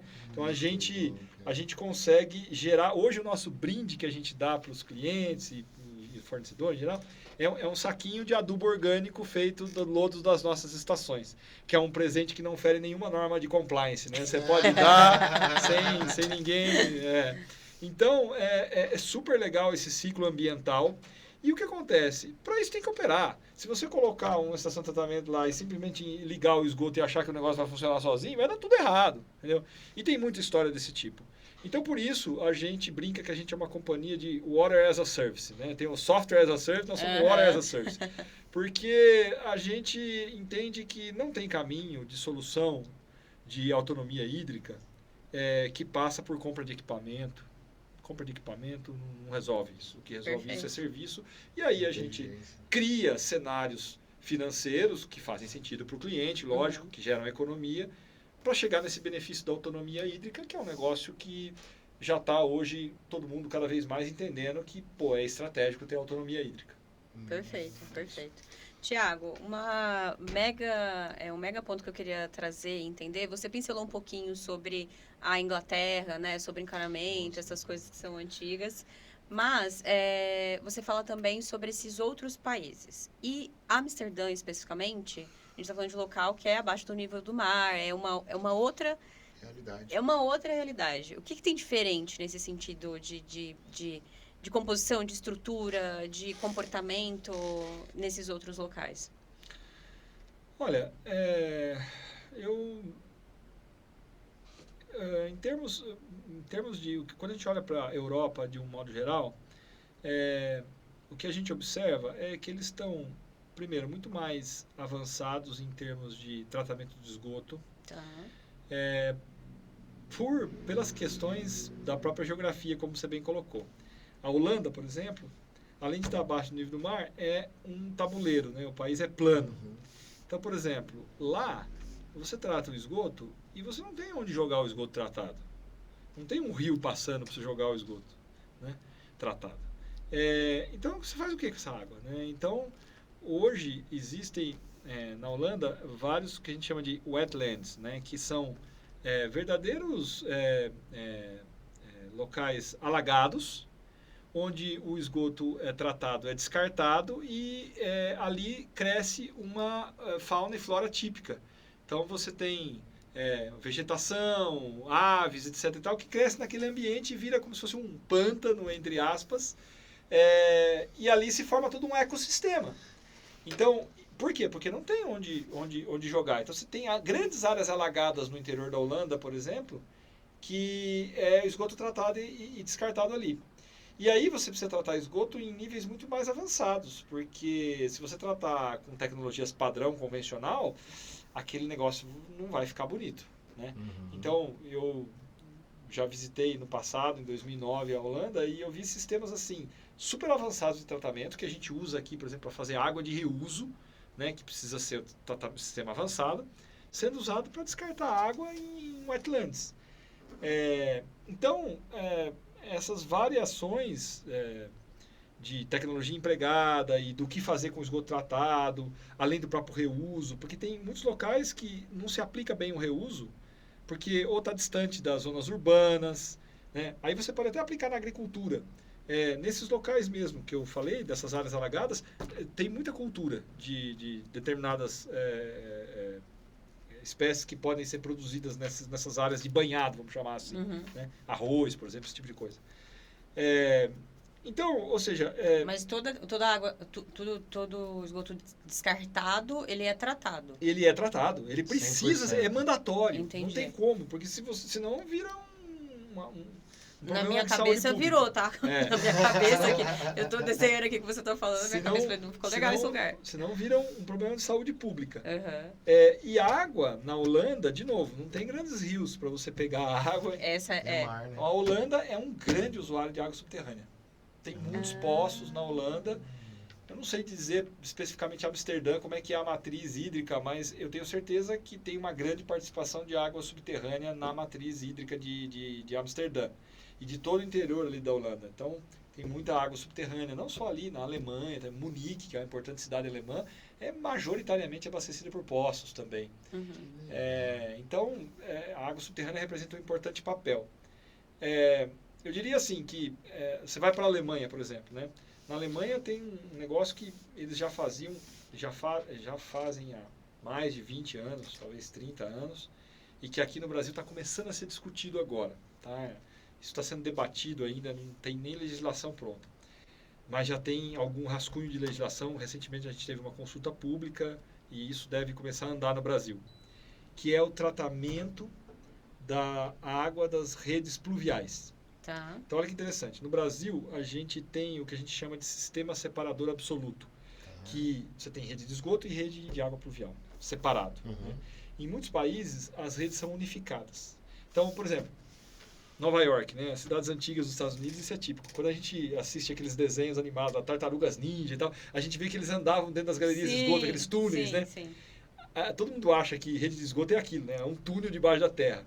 E não é. Os tubos são bem menores. É que nas grandes cidades americanas antigas, de fato, eram túneis. Chicago também é assim, porque o sistema era o chamado sistema unificado, que ele coletava não só esgoto, mas também água da chuva. Então aí precisava ser grandes galerias mesmo, porque na hora do evento de chuva, você pega tudo. Londres também é assim, é sistema unificado, você pega tudo. Mas na Alemanha, aqui no Brasil, enfim, os sistemas são separados. Tanto que isso até é um problema na prática, porque, por exemplo, a Sabesp não é responsável por gerir rede pluvial. Rede pluvial é da prefeitura. Nossa, não fazia a menor Então, ideia. tem o maior conflito nisso aí, porque aí a prefeitura não consegue manter bem, porque esse serviço não é remunerado, aí fica aquela coisa mal resolvida. Então, por exemplo, os piscinões, as redes de chuva, é tudo operado pela prefeitura. E aí você tem a prefeitura de Osasco, a prefeitura de São Paulo, está tudo misturado, mas é a prefeitura. Sim. E enquanto que rede de esgoto, daí é a companhia de saneamento. Mas aí, qual que é a ideia? O que está acontecendo na Alemanha hoje, que aqui no Brasil nem se fala? Eles estão discutindo o tratamento da rede pluvial. Então, assim, a rede pluvial também precisa ser tratada antes de ser descartada no rio. Porque ali tem carga de poluição difusa, tem uma série de questões que são micropoluentes que precisam, lógico, não é tão contaminado quanto o esgoto, mas precisa ser tratado antes de ser disposto nos corpos d'água. E na Alemanha tem tratamento para isso. Então, é incrível, né? Eu não tinha noção disso, mas eu fui em 2022 pela primeira vez para a Alemanha visitar a IFAT. A IFAT é a maior feira de equipamentos e tecnologias para saneamento do mundo. Ela acontece num pavilhão de exposições lá em Munique, que é gigantesco. Você fica lá 5 dias andando em zigue-zague para conseguir passar na frente dos estandes. E aí lá, depois de passar a feira, eu tirei um dia para andar na cidade e tal. E de verdade, gente, assim, com toda essa experiência que eu tenho nessa área e tal, mas eu não tinha noção que existia isso. Eu fui lá num parque central da cidade de Munique, tipo um parque do Ibirapuera. E quando eu cheguei lá, tinha um rio que cortava o parque. E assim, a água é absolutamente cristalina. Você consegue enxergar o fundo. Sim, sei lá, tem 1,5 m, 2 metros de profundidade, mas você enxerga o fundo. Você enxerga as pedrinhas no fundo. Você enxerga o peixinho e tal. Eu falei, não é possível. Não. É mais limpa que um aquário residencial. Eu falei, não, peraí, mas por mais que esteja tratamento de esgoto, mas alguma sujeirinha devia ter, né? Sim. Não, é absolutamente cristalino. Lá tem um lugar famoso, talvez você já tenha visto, que o pessoal surfa, um surf artificial, tem as ondas, e o pessoal fica surfando dentro do parque, assim, nessa água cristalina, e o pessoal nada e tal. Eu falei, não, mas isso não é possível, né? Eu não tinha noção. Primeiro, eu nunca tinha visto um rio tão limpo na minha vida e não podia imaginar, Anthony, que aquilo seria viável dentro de uma área urbana. Porque aí você olha em volta, tem uma cidade de, sei lá, Munique tem alguns milhões de habitantes, é uma cidade grande. Eu falei, pô, como é possível? Porque tratamento de esgoto e tratamento de redes pluviais lá já é uma realidade há muitos anos. Então, ou seja, não chega a carga de poluição nas águas. E aí tem aí depois eu fui fuçar mais sobre isso. Tem até um Globo Repórter famoso de alguns anos atrás que mostra um cidadão de Munique que vai trabalhar de rio. Então ele todo dia acorda cedo, veste uma roupa de neoprene, cai no rio, nada. Isso, acho que você e ele sai a jusante do rio, ele sai alguns quilômetros para baixo, tira a roupa e vai pro escritório. Né? Aí, pô, como é que... Dentro da Deixa a cidade. legal, bicicleta sim, lá sim. também. É como se a Então, gente- fica lá, espera o rio Exatamente, né? É. Aí eu falei, cara, eu vi esse rio. Então é como se a gente saísse daqui a pé e mergulhasse no rio No Pinheiros Pinheiros. aqui e saísse... Atravessei, vou saísse lá pra lá. Vila Lobos, Exatamente, né? é isso. Impressionante. Pô, cara, é um negócio de louco. Sim. Só que se você começar a olhar, e aí é um gancho interessante, a gente vai aqui no Clube Pinheiros, por exemplo, Aham. e a gente vê, tem um museu lá dentro. Não sei se vocês já visitaram, mas é super legal. O Rio Pinheiros passava no fundo do Esporte Clube Pinheiros. Tá. E ali tinham as competições de remo, de nado, Hum. na década de 30. Tem fotos lá do pessoal nadando no Rio Pinheiros na década de 30. Se a gente for olhar isso em termos históricos, pessoal, é semana passada. Meus pais sempre falam disso. É menos de 100 anos atrás. Aham. Né? Então, vamos dizer assim, os nossos avós pegaram isso, entendeu? Os nossos pais não, mas os nossos avós pegaram Sim, isso. sim. Então, depois a calha do rio foi retificada, foi construída as marginais e tal, então hoje o rio não passa mais, passa 2, 3 quarteirão do clube. Mas o rio passava ali. Então você começa a olhar a Ponte das Bandeiras, né, na Marginal Tietê, tem aquele posto, porque era o posto de observação das competições de Ah, remo. não sabia. Aquele Aguarita que tem na Ponte das Bandeiras, lá em Aham. cima, era o observatório das competições de nado é e remo. isso, então? É. Que ali na frente fica o Clube Espéria, que também era um clube de nado, competição. Que Né? legal, meu. Então, assim, aí você fala, pô, mas como isso? Hoje, se você, né, imagina, se você cair dentro do rio, você está morto, Acabou. né? Porque aquilo ali está super poluído, tanto, por mais que tenha sido feito um trabalho grande aqui no Pinheiros, mas ainda está muito poluído e tal. Então, eu diria assim, né, o pessoal me pergunta muito isso também, é possível despoluir o Rio Tietê, o Rio Pinheiros? Eu falo, pô, despoluir o Rio Tietê, o Rio Pinheiros é a coisa mais fácil que tem. É só a gente começar a tratar esgoto de verdade. Porque é só parar de jogar poluição no rio que o rio vai se autodepurar. Exato. Então, a gente precisa definitivamente investir Mas e o em tempo? tratamento de esgoto. Então, o tempo disso é o tempo das obras de infraestrutura de saneamento, né? Uhum. Mas, por exemplo, vamos falar assim, no mundo ideal, se a gente estivesse hoje no ápice ali de tratamento de esgoto, a restituição do rio como a sua estrutura original, estamos falando de 100 anos, 200 anos. Não, isso é muito mais rápido. Eu diria para você que se a gente deixasse de jogar esgoto sem tratamento no Rio Tietê, no Rio Pinheiros, em coisa de 10 anos, a gente teria condição de nadar no rio. Caramba! 10 anos? Exato. Nossa, É rápido, cara. É o que aconteceu, por exemplo, no Tamisa, na Europa. Né? Então você tinha uma situação muito grave na década de 60, 70, investiu-se em tratamento de esgoto, hoje você nada. Então, Caramba. isso é rápido, isso é relativamente rápido em termos históricos. O problema é que se a gente não barra essa poluição de chegar no rio, se a gente não consegue tratar esgoto de maneira eficiente, a gente não consegue fazer isso andar. E eu vou mudar agora a minha pergunta, mas em relação ao tratamento, você falou, né, sobre o gap que a gente teve ali dos 20 anos. Estamos falando de mais ou menos quanto tempo? Porque mesmo a gente atuando até 2035, 33. 2033, a gente chegaria num coeficiente de 90% de coleta e tratamento. Ainda Ou teria seja, 10%. 40% ali de evolução daqui a Pouco 8 tempo. anos. Ah, 8 anos. sim. Aqui em São Paulo, até, essas metas estão mais aceleradas. Uhum. Isso foi fez parte do regramento da privatização da Sabesp, adiantar isso. Se eu não me engano, é 2030 a meta da Sabesp universalizar. Uhum. E não 33 como é no restante do Brasil. Mas, de novo, né, a gente vai ter ainda 10% de esgoto não tratado. E isso ainda... Nós vamos ter que percorrer isso ainda. 10% de uma população de 21 milhões são Exato. 2 milhões de pessoas sem tratamento de esgoto. É muita coisa ainda. Né? Sim. Agora, a gente vai ter que percorrer essa jornada aí, né? Não tem outro caminho. Seja por questões de saúde pública, seja por questões de sustentabilidade hídrica. A gente precisa olhar o esgoto como um recurso e não mais como um resíduo. O esgoto é um recurso hídrico que, se adequadamente tratado, pode ser reutilizado e contribuir para a sustentabilidade hídrica. Perfeito. A grande frase, né, dos especialistas de fora do Brasil, onde isso está mais evoluído, é a seguinte: Nós não podemos julgar a água pela sua história, e sim pela sua qualidade. Então, não interessa se essa garrafinha aqui um dia já foi esgoto. Se ela foi tratada adequadamente, com tecnologias adequadas, e ela atende um padrão de qualidade, de potabilidade, ela pode ser consumida sem nenhum risco, né? Então, o que acontece é que o senso comum, a população ainda fica com um preconceito de falar, não, mas espera aí, se essa água era esgoto, eu não vou beber essa água, né? Tem 2 cervejarias famosas, uma em Portugal e outra em Singapura, que produzem cerveja com água de reuso. Deus né? me livre. Olha, fator psicológico. Fator psicológico. Fala quais são as marcas. Mas eu não sei de cabeça as marcas.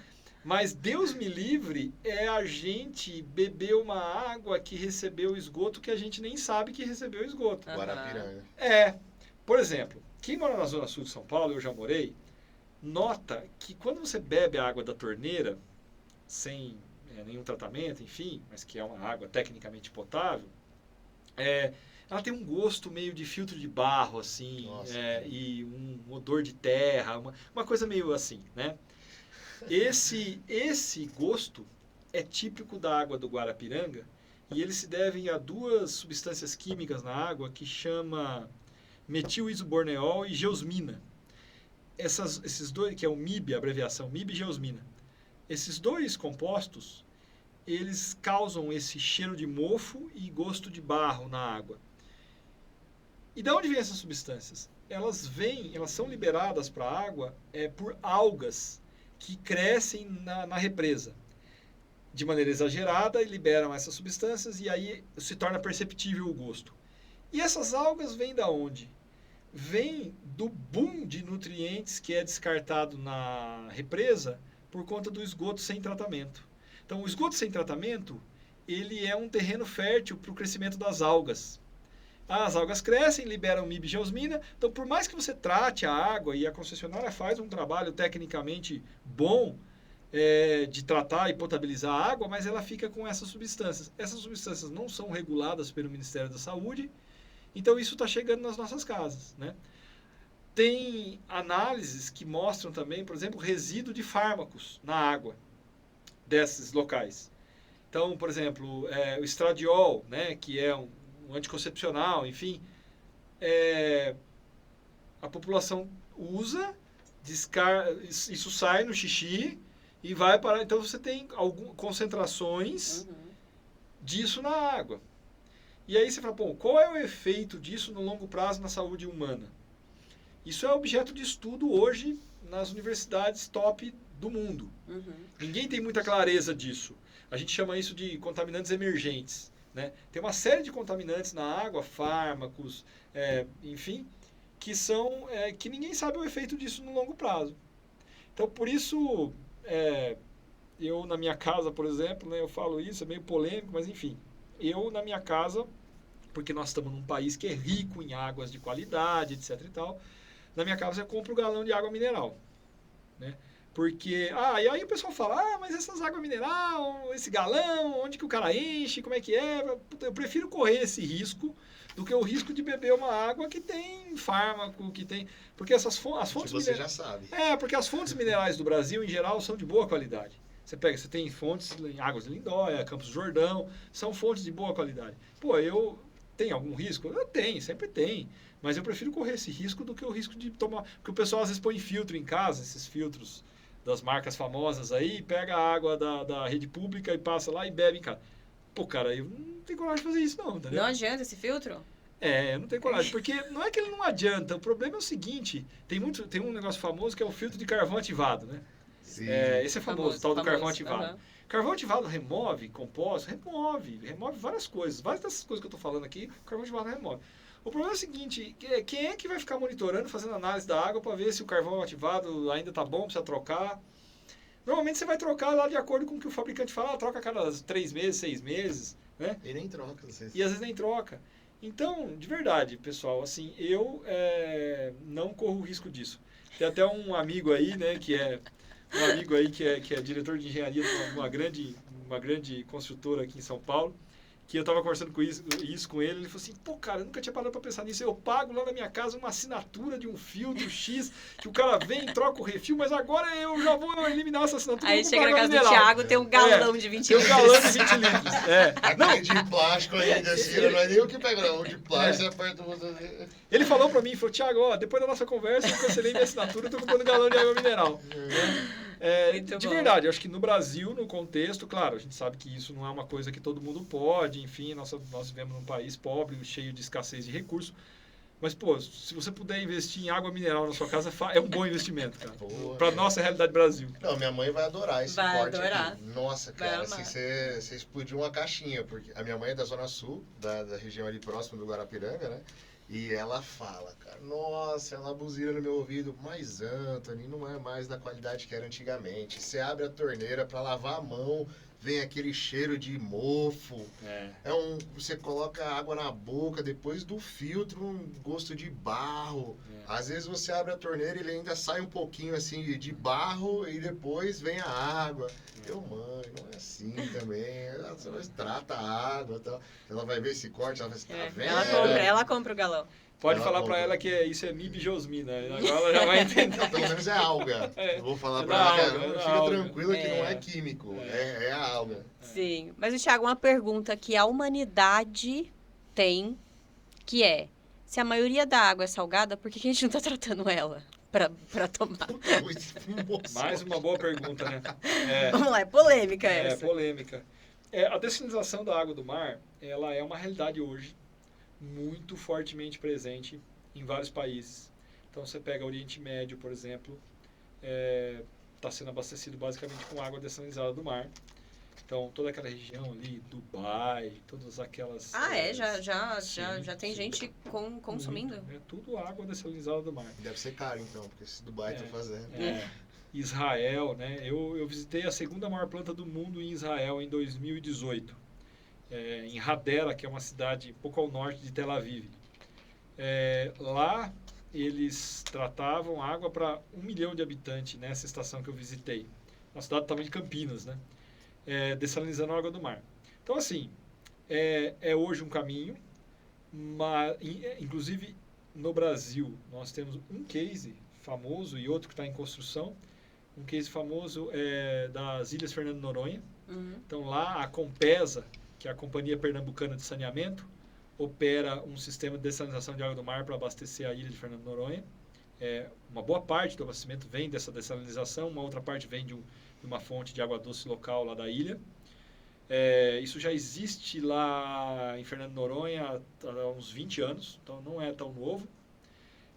E agora está sendo construída uma estação de grande porte, em Fortaleza. Mas o processo ele é mais caro, ele é mais demorado? Não, é mais caro. O que acontece? O custo de você produzir a água dessalinizada do mar, ele gira em torno de $1 por metro cúbico. Isso é considerado um valor muito elevado quando comparado com qualquer outra fonte. Seja ela rio, seja ela poço, seja ela inclusive o esgoto tratado para nível de reuso. Tá. Porque, muito embora eu comentei aqui que o reuso para fins potáveis no Brasil ainda é proibido por lei, mas em muitos países fora daqui isso já é uma realidade. O cara trata o esgoto para beber, né? Então tem vários lugares. A gente viu, eu vi, a Mari comentou algumas coisas assim. Tem algumas coisas. Na África tem projetos. E a dessalinização de água do mar, então voltando, por que ela é uma solução, mas ao mesmo tempo não é? Primeiro tem essa questão do custo. Perfeito. Segundo tem a questão do consumo energético. Você consome em média 3,5 kWh por metro cúbico para produzir água dessalinizada. Isso é um gasto energético significativo quando você compara com fonte de água superficial, subterrânea, que você gasta de 0,5 a 1 kWh por metro cúbico. Então você gasta, 3, 4 vezes mais energia elétrica. E aí isso também é um gargalo. E aí tem uma outra questão que faz sentido, talvez, nas zonas costeiras. Mas em São Paulo, a gente teria que vencer os 800 metros de desnível. Então, É porque já teve discussão disso, viu? Isso Vamos mesmo. dessalinizar na Baixada Santista e vamos E bombear. puxar. Já teve. Entendi. Já teve essas discussões. Assim, pensaram em trazer 300 quilômetros daqui, Jurumirim, tá aqui do lado, a gente puxa 100 de então, baixo pra do cima. mesmo jeito que tem os tubos que sobem petróleo, né, lá na serra, tão querendo... Então, assim, isso definitivamente não é uma solução para São Paulo, mas, eventualmente, para a região costeira, é um caminho. Mas, antes disso, tem tanta coisa para fazer. Tá. Por exemplo, o próprio reuso do esgoto tratado, que é muito mais barato e muito mais... esse reuso que eu digo indireto, de você tratar e abastecer a represa, por exemplo, e a represa abastecer a estação de tratamento. Então, né, melhor do que você jogar o esgoto sem tratamento, que é o que é feito hoje. Você Então, cuida do ciclo, né? você cuida do ciclo da água, exatamente. Mas dessalinização é hoje uma coisa muito importante. Não só lá no Oriente Médio, Israel, os países árabes, não. Na Espanha também tem muito. Na Espanha tem os navios de dessalinização. O navio fica como se fosse uma plataforma de petróleo. Ele fica longe da costa, dessaliniza e bombeia para a região continental. Na Espanha tem bastante projeto assim. Então a dessalinização hoje é importante, mas tem todas essas questões que a gente falou, né? Tem um custo elevado. Boa. Caramba, cara. Muita coisa, que aula, né? hein? Que aula. Eu tenho algumas perguntinhas polêmicas aqui. A gente já tem o quê? 1h30. Vai dar tempo de a gente fazer elas. Vamos lá. Eu, por mim, fico umas 3 aqui. É que hoje a gente tem que liberar Victoria Viegas. Sim. O Thiago ainda vai pro interior, né, Thiago? Exato. Estou à disposição de vocês. Tiago, vamos lá. Algumas perguntas pra gente tentar fazer assim de bate pronto, mas obviamente com a profundidade do seu conhecimento. A crença mais equivocada que as pessoas têm sobre água. Puxa vida. Talvez a de que a água seja abundante, infinita, que seja uma coisa que tenha muito disponibilidade e que ninguém precisa se preocupar muito com isso. Talvez essa seja uma crença mais equivocada. Faz super sentido. Eu achei que você ia falar do reuso, porque pra mim na cabeça o reuso as pessoas não entenderem que é possível. Tá falando de água potável. Eu acho que assim, que eu tô falando... Eu estou tentando me ater à sua pergunta, assim, porque eu tô tentando me colocar no lugar da população leiga, Exato. né? Entendeu? A Esse população é o leiga, ela objetivo. nem chegou no entender o que é reuso, né? Para poder ter essa dúvida, né? Então, quando a gente não sabe nada, a gente nem dúvida tem, porque a gente não chegou nem no início da dúvida, né? Então, eu acho que a maior crença aqui... Porque, por exemplo, eu vejo muito isso ainda em São Paulo, né? Andando por aí, que eu ando bastante. Aquela dona de casa... usando a mangueira como vassoura, né? Lavando o quintal, a calçada. Empurrando a sujeira com a água. Aquilo lá, gente, aquilo lá devia ser crime. O cidadão devia ser multado. Crime não, mas no mínimo multado o cidadão devia ser. Sim. Porque pensando no quão escassa é a água na Grande São Paulo, o cara lavar o quintal, lavar a calçada ali com a mangueira... Meu Deus do céu, é uma atrocidade, sabe? Aí o reaproveitamento de água de chuva, por exemplo, funciona em residencial. Mas por que as pessoas fazem isso? Ninguém faz isso por mal. As pessoas fazem isso porque tem uma crença de que é abundante, porque ainda tem uma percepção de que a água é uma coisa barata, não é uma coisa cara, entendeu? Então, isso também vai mudar muito, eu acho, tá? A minha percepção pessoal, vai mudar muito o negócio do valor da água. Em termos financeiros, né? Hoje, quando você... Isso já mudou, na verdade, né? Isso já mudou. Por exemplo, na minha casa, eu agora instalei sistema de energia solar, então eu estou pagando lá o mínimo da concessionária. Mas eu pagava uma conta de energia que era o dobro da conta de água. Né? É legal. Faz uma analogia aí com porque você não bebia água da torneira. Né? Talvez isso. Mas assim, sabe o que você falou agora? Se eu sou mal que eu gasto de água mineral, acho que é verdade. Mas eu pagava... Então, o que acontece? Veja, pessoal, a água ainda é muito barata perto da energia elétrica. É mais ou menos isso que eu quero... Mas a distância encurtou. Encurtou, tá? Eu lembro que quando eu estava na faculdade, na graduação, 2002, 2003, a gente tinha uma disciplina e o professor falou, lá, Estado de Minas, né? O professor falou, o que a Copasa fatura em um ano, que é a companhia de saneamento lá de Minas, a CEMIG, que é a companhia de energia, fatura em um mês. Nossa, cara. Então, assim, tamanha era a desproporção financeira. Eu não sei como que é essa relação hoje em dia. Eu confesso que eu não estou atualizado do número. Mas veja, era 12 vezes mais, né? E quando eu olho hoje, eu vejo assim, uma conta de água se aproximando mais da conta de energia.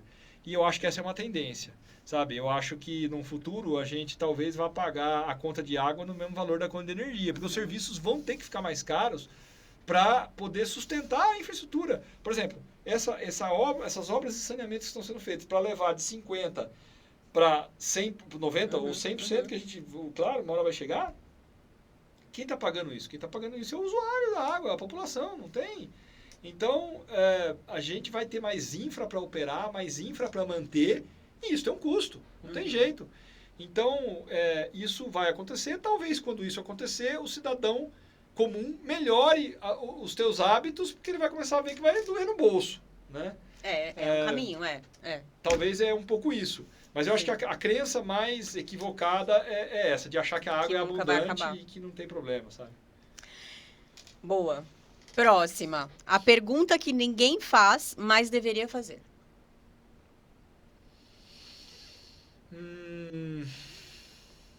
Acho que continua nessa linha de senso comum.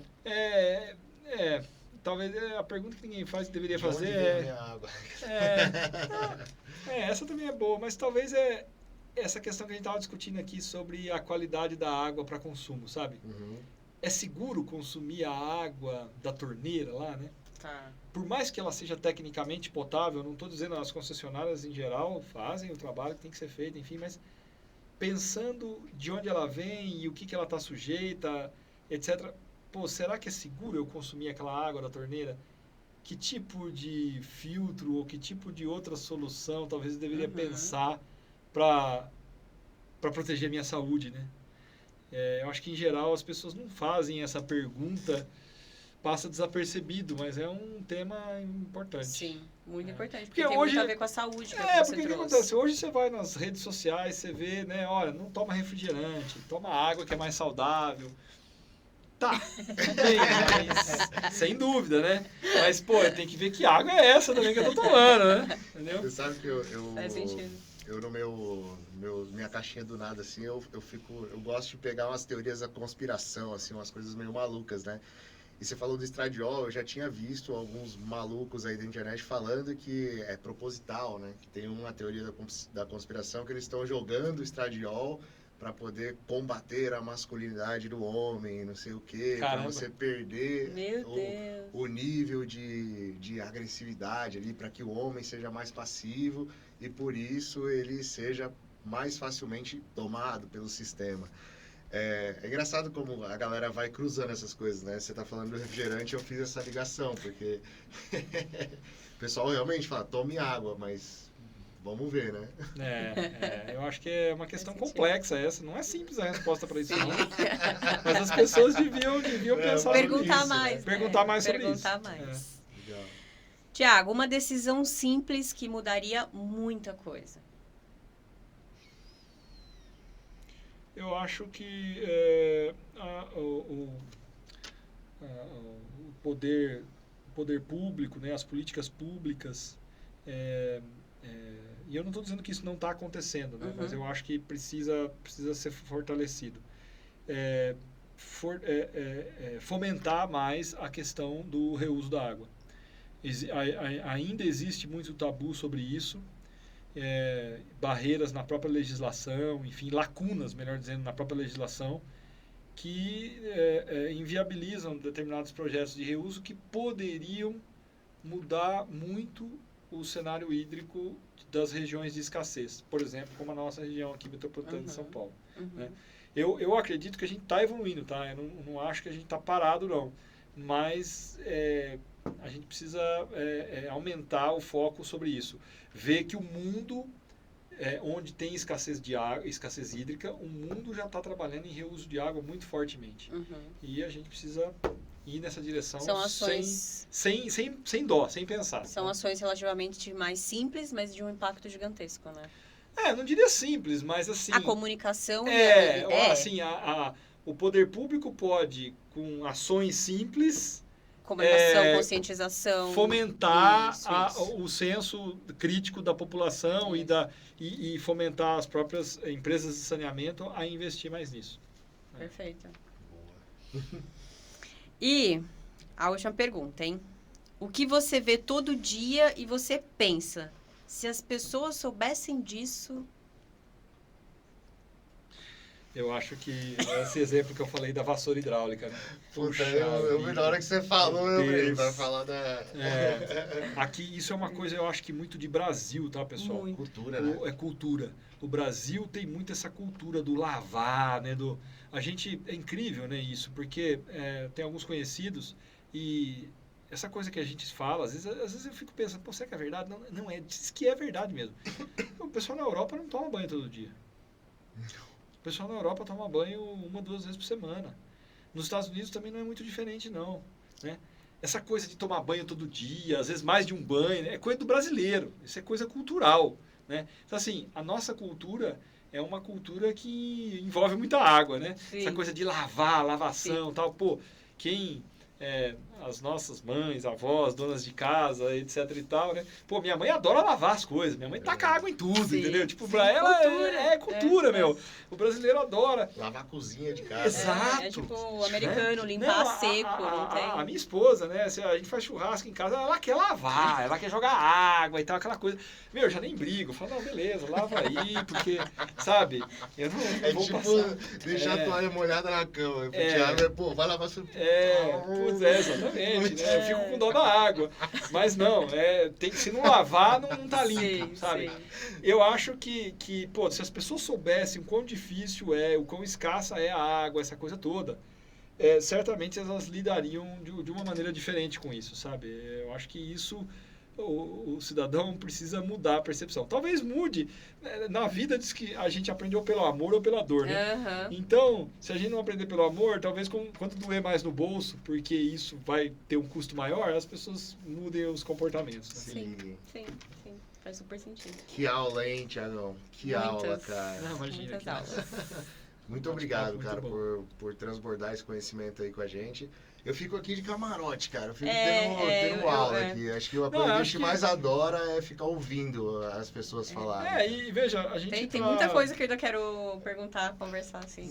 A gente, é claro, a gente não vai poder estender isso para todo mundo que está assistindo a gente, mas fica um convite aqui para vocês, para a gente conhecer um sistema na vida real, né? Vamos lá. Então, bem próximo daqui tem alguns empreendimentos que a gente abastece, que tem reuso de água, que tem abastecimento de água subterrânea e tal, que são empreendimentos autossustentáveis que, pô, é um prazer para a gente poder mostrar isso, expandir esse conhecimento. Eu falo que lá na General Water a gente é muito bom de fazer as coisas, mas a gente é ruim de divulgar, a gente é ruim de fazer propaganda, sabe? Então, a gente faz muita coisa que o senso comum, e às vezes até o pessoal técnico não tem muita noção. Então, O impacto daquilo que eles estão fazendo, né? A gente tem investido mais em ações de marketing, sabe? Então, por exemplo, hoje, esse eu posso falar porque tá autorizado. A gente tem um sistema de tratamento de esgoto que trata e reutiliza todo o esgoto para os vasos sanitários do Expo Center Norte, que é um centro de exposição super relevante aqui em São Paulo. Então, se você vai lá no Expo Center Norte hoje, em qualquer evento, você vai no banheiro, tem uma plaquinha lá escrito General Water, aqui tratamos, e Center Norte, enfim, aqui tratamos o esgoto para reutilizar nos vasos sanitários, mictórios e tal. Sabe, super importante, um empreendimento super impactante, relevante. Então, fica o convite para a gente conhecer junto o sistema desse e vocês terem mais conhecimento desse assunto e poder ajudar a gente a replicar que esse modelo é sustentável, é vantajoso, é estratégico para a sociedade como um todo. Não só para o centro de exposição lá que está tendo benefício, mas para a população que mora na Zona Norte. Sim. Que está tendo mais água. Está podendo receber mais água. No final do dia é isso. Né? Cara, o convite já tá aceito. Já tá aceito. Só dia e horário, eu quero muito conhecer. Vamos botar a produtora lá, vamos fazer um acompanhamento, vai ser um prazer, cara, muito enriquecedor. Sim, incrível. E assim, a gente começou falando ali, um assunto que a gente se empolgou falando de esporte, e isso tem muito a ver com o que a gente tenta buscar no que a gente faz, que é o propósito. E, cara, tem propósito maior que esse, cara? Pô, você cuidar da água que está ajudando todo mundo, que é um recurso finito, você deixou muito claro. Exato, num local que a gente vive, que a disponibilidade hídrica, de novo, o papo do começo da nossa conversa, é 10% ou 15% daquela mínima recomendada pela ONU, que é outra coisa que as pessoas também não têm noção, entendeu? Exato. Então, pô, cuidar da água num cenário de escassez desse que a gente vive aqui em São Paulo é uma coisa super importante e a gente precisa levar o quão importante é isso e a relevância disso para a sociedade, sabe, a gente precisa, é o que você falou, transbordar essa cultura sobre a água para a gente ter um mundo melhor para os nossos filhos, para os nossos netos e poder deixar um legado aí para eles, né? Sim. Eu acho que é uma coisa muito rasa ainda da forma, porque tem muita... Em escola é falado, né? A água vai acabar, cuida da água, não desperdício, tal. Mas acho que fica naquela fase, naquele momento. A população em si não tem essa profundidade de fato. É sempre terra, planeta, água e em algum momento vai acabar. Acabou. Não tem mais esse eu tenho a impressão que também não existem ferramentas simples que as pessoas conseguem usar no dia a dia, pelo menos não conhecidas, né? Então, vamos falar assim, de uma cisterna. A pessoa coloca a cisterna, acumula água, rega, lava a calçada com a água da cisterna. Mas para você fazer isso, às vezes é um obstáculo que a pessoa não está ali pensando em fazer.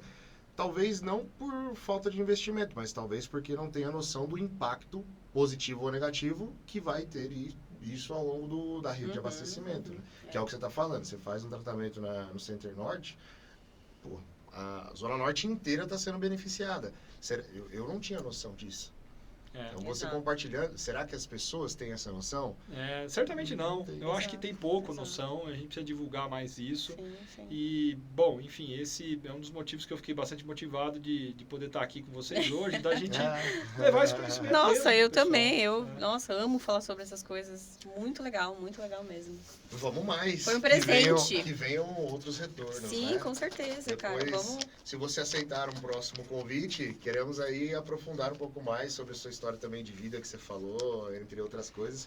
E vamos alinhar esses pauzinhos aí. Vamos lá conhecer sim. Vamos. Não, vai ser um prazer. Vamos falar disso. Contar essa história. A gente marca e vamos lá. E vai ser um prazer também do nosso lado.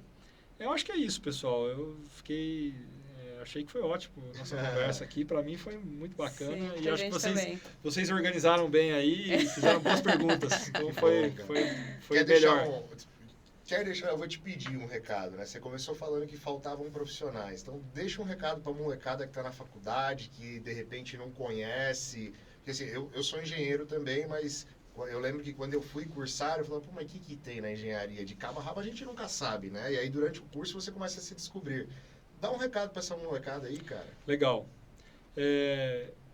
Eu acho que o setor de água, saneamento, ele representa uma grande oportunidade de carreira para os jovens profissionais que estão buscando, pensando, né, naquilo que querem seguir para a vida. De novo, porque água é um serviço, água não é um produto.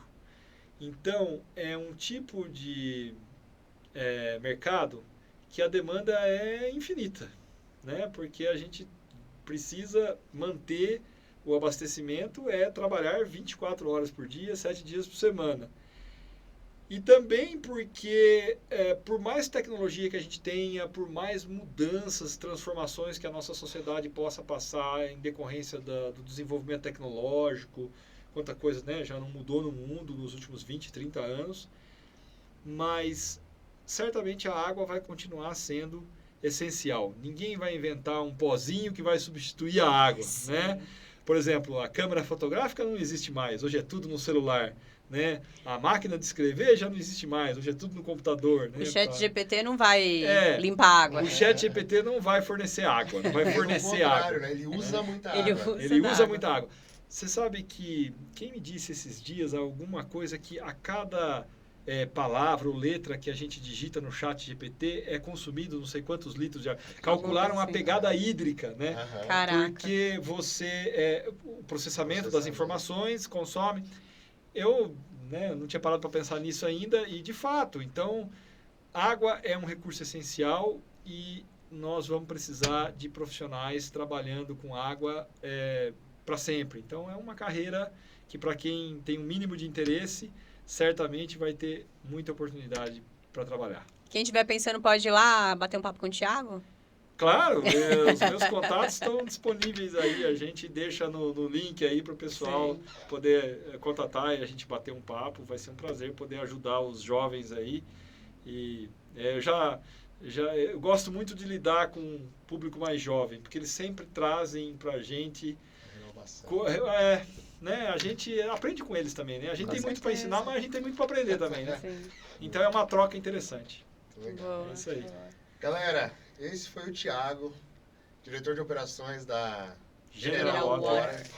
E, porra, mente brilhante, um cara que transborda conhecimento. Mais uma vez, muito obrigado, cara, por você dividir tudo isso com a gente, tá? É só uma cutucadinha ali no que a gente gosta de ouvir. O papo é sempre sobre desformar opiniões que a gente tem, né? Conceitos já pré-existentes. E eu acho que alguns pontos que, inclusive, você perguntou aqui, né? Sobre a água ser finita, sobre lavar a calçada. Eu acho que ajudou a galera aí a desformar opiniões. Então, segue a gente aí, compartilha também esse vídeo. Aproveita para estudar um pouco isso aqui, porque isso aqui foi uma aula, isso aqui não foi um papo, tá? E segue o Thiagão lá também, cara, vai conhecer um pouco melhor do trabalho, do serviço que a empresa dele entrega, porque eu tenho certeza que vai ser muito enriquecedor para você. Muito obrigado por nos acompanhar e até o próximo. Até o próximo.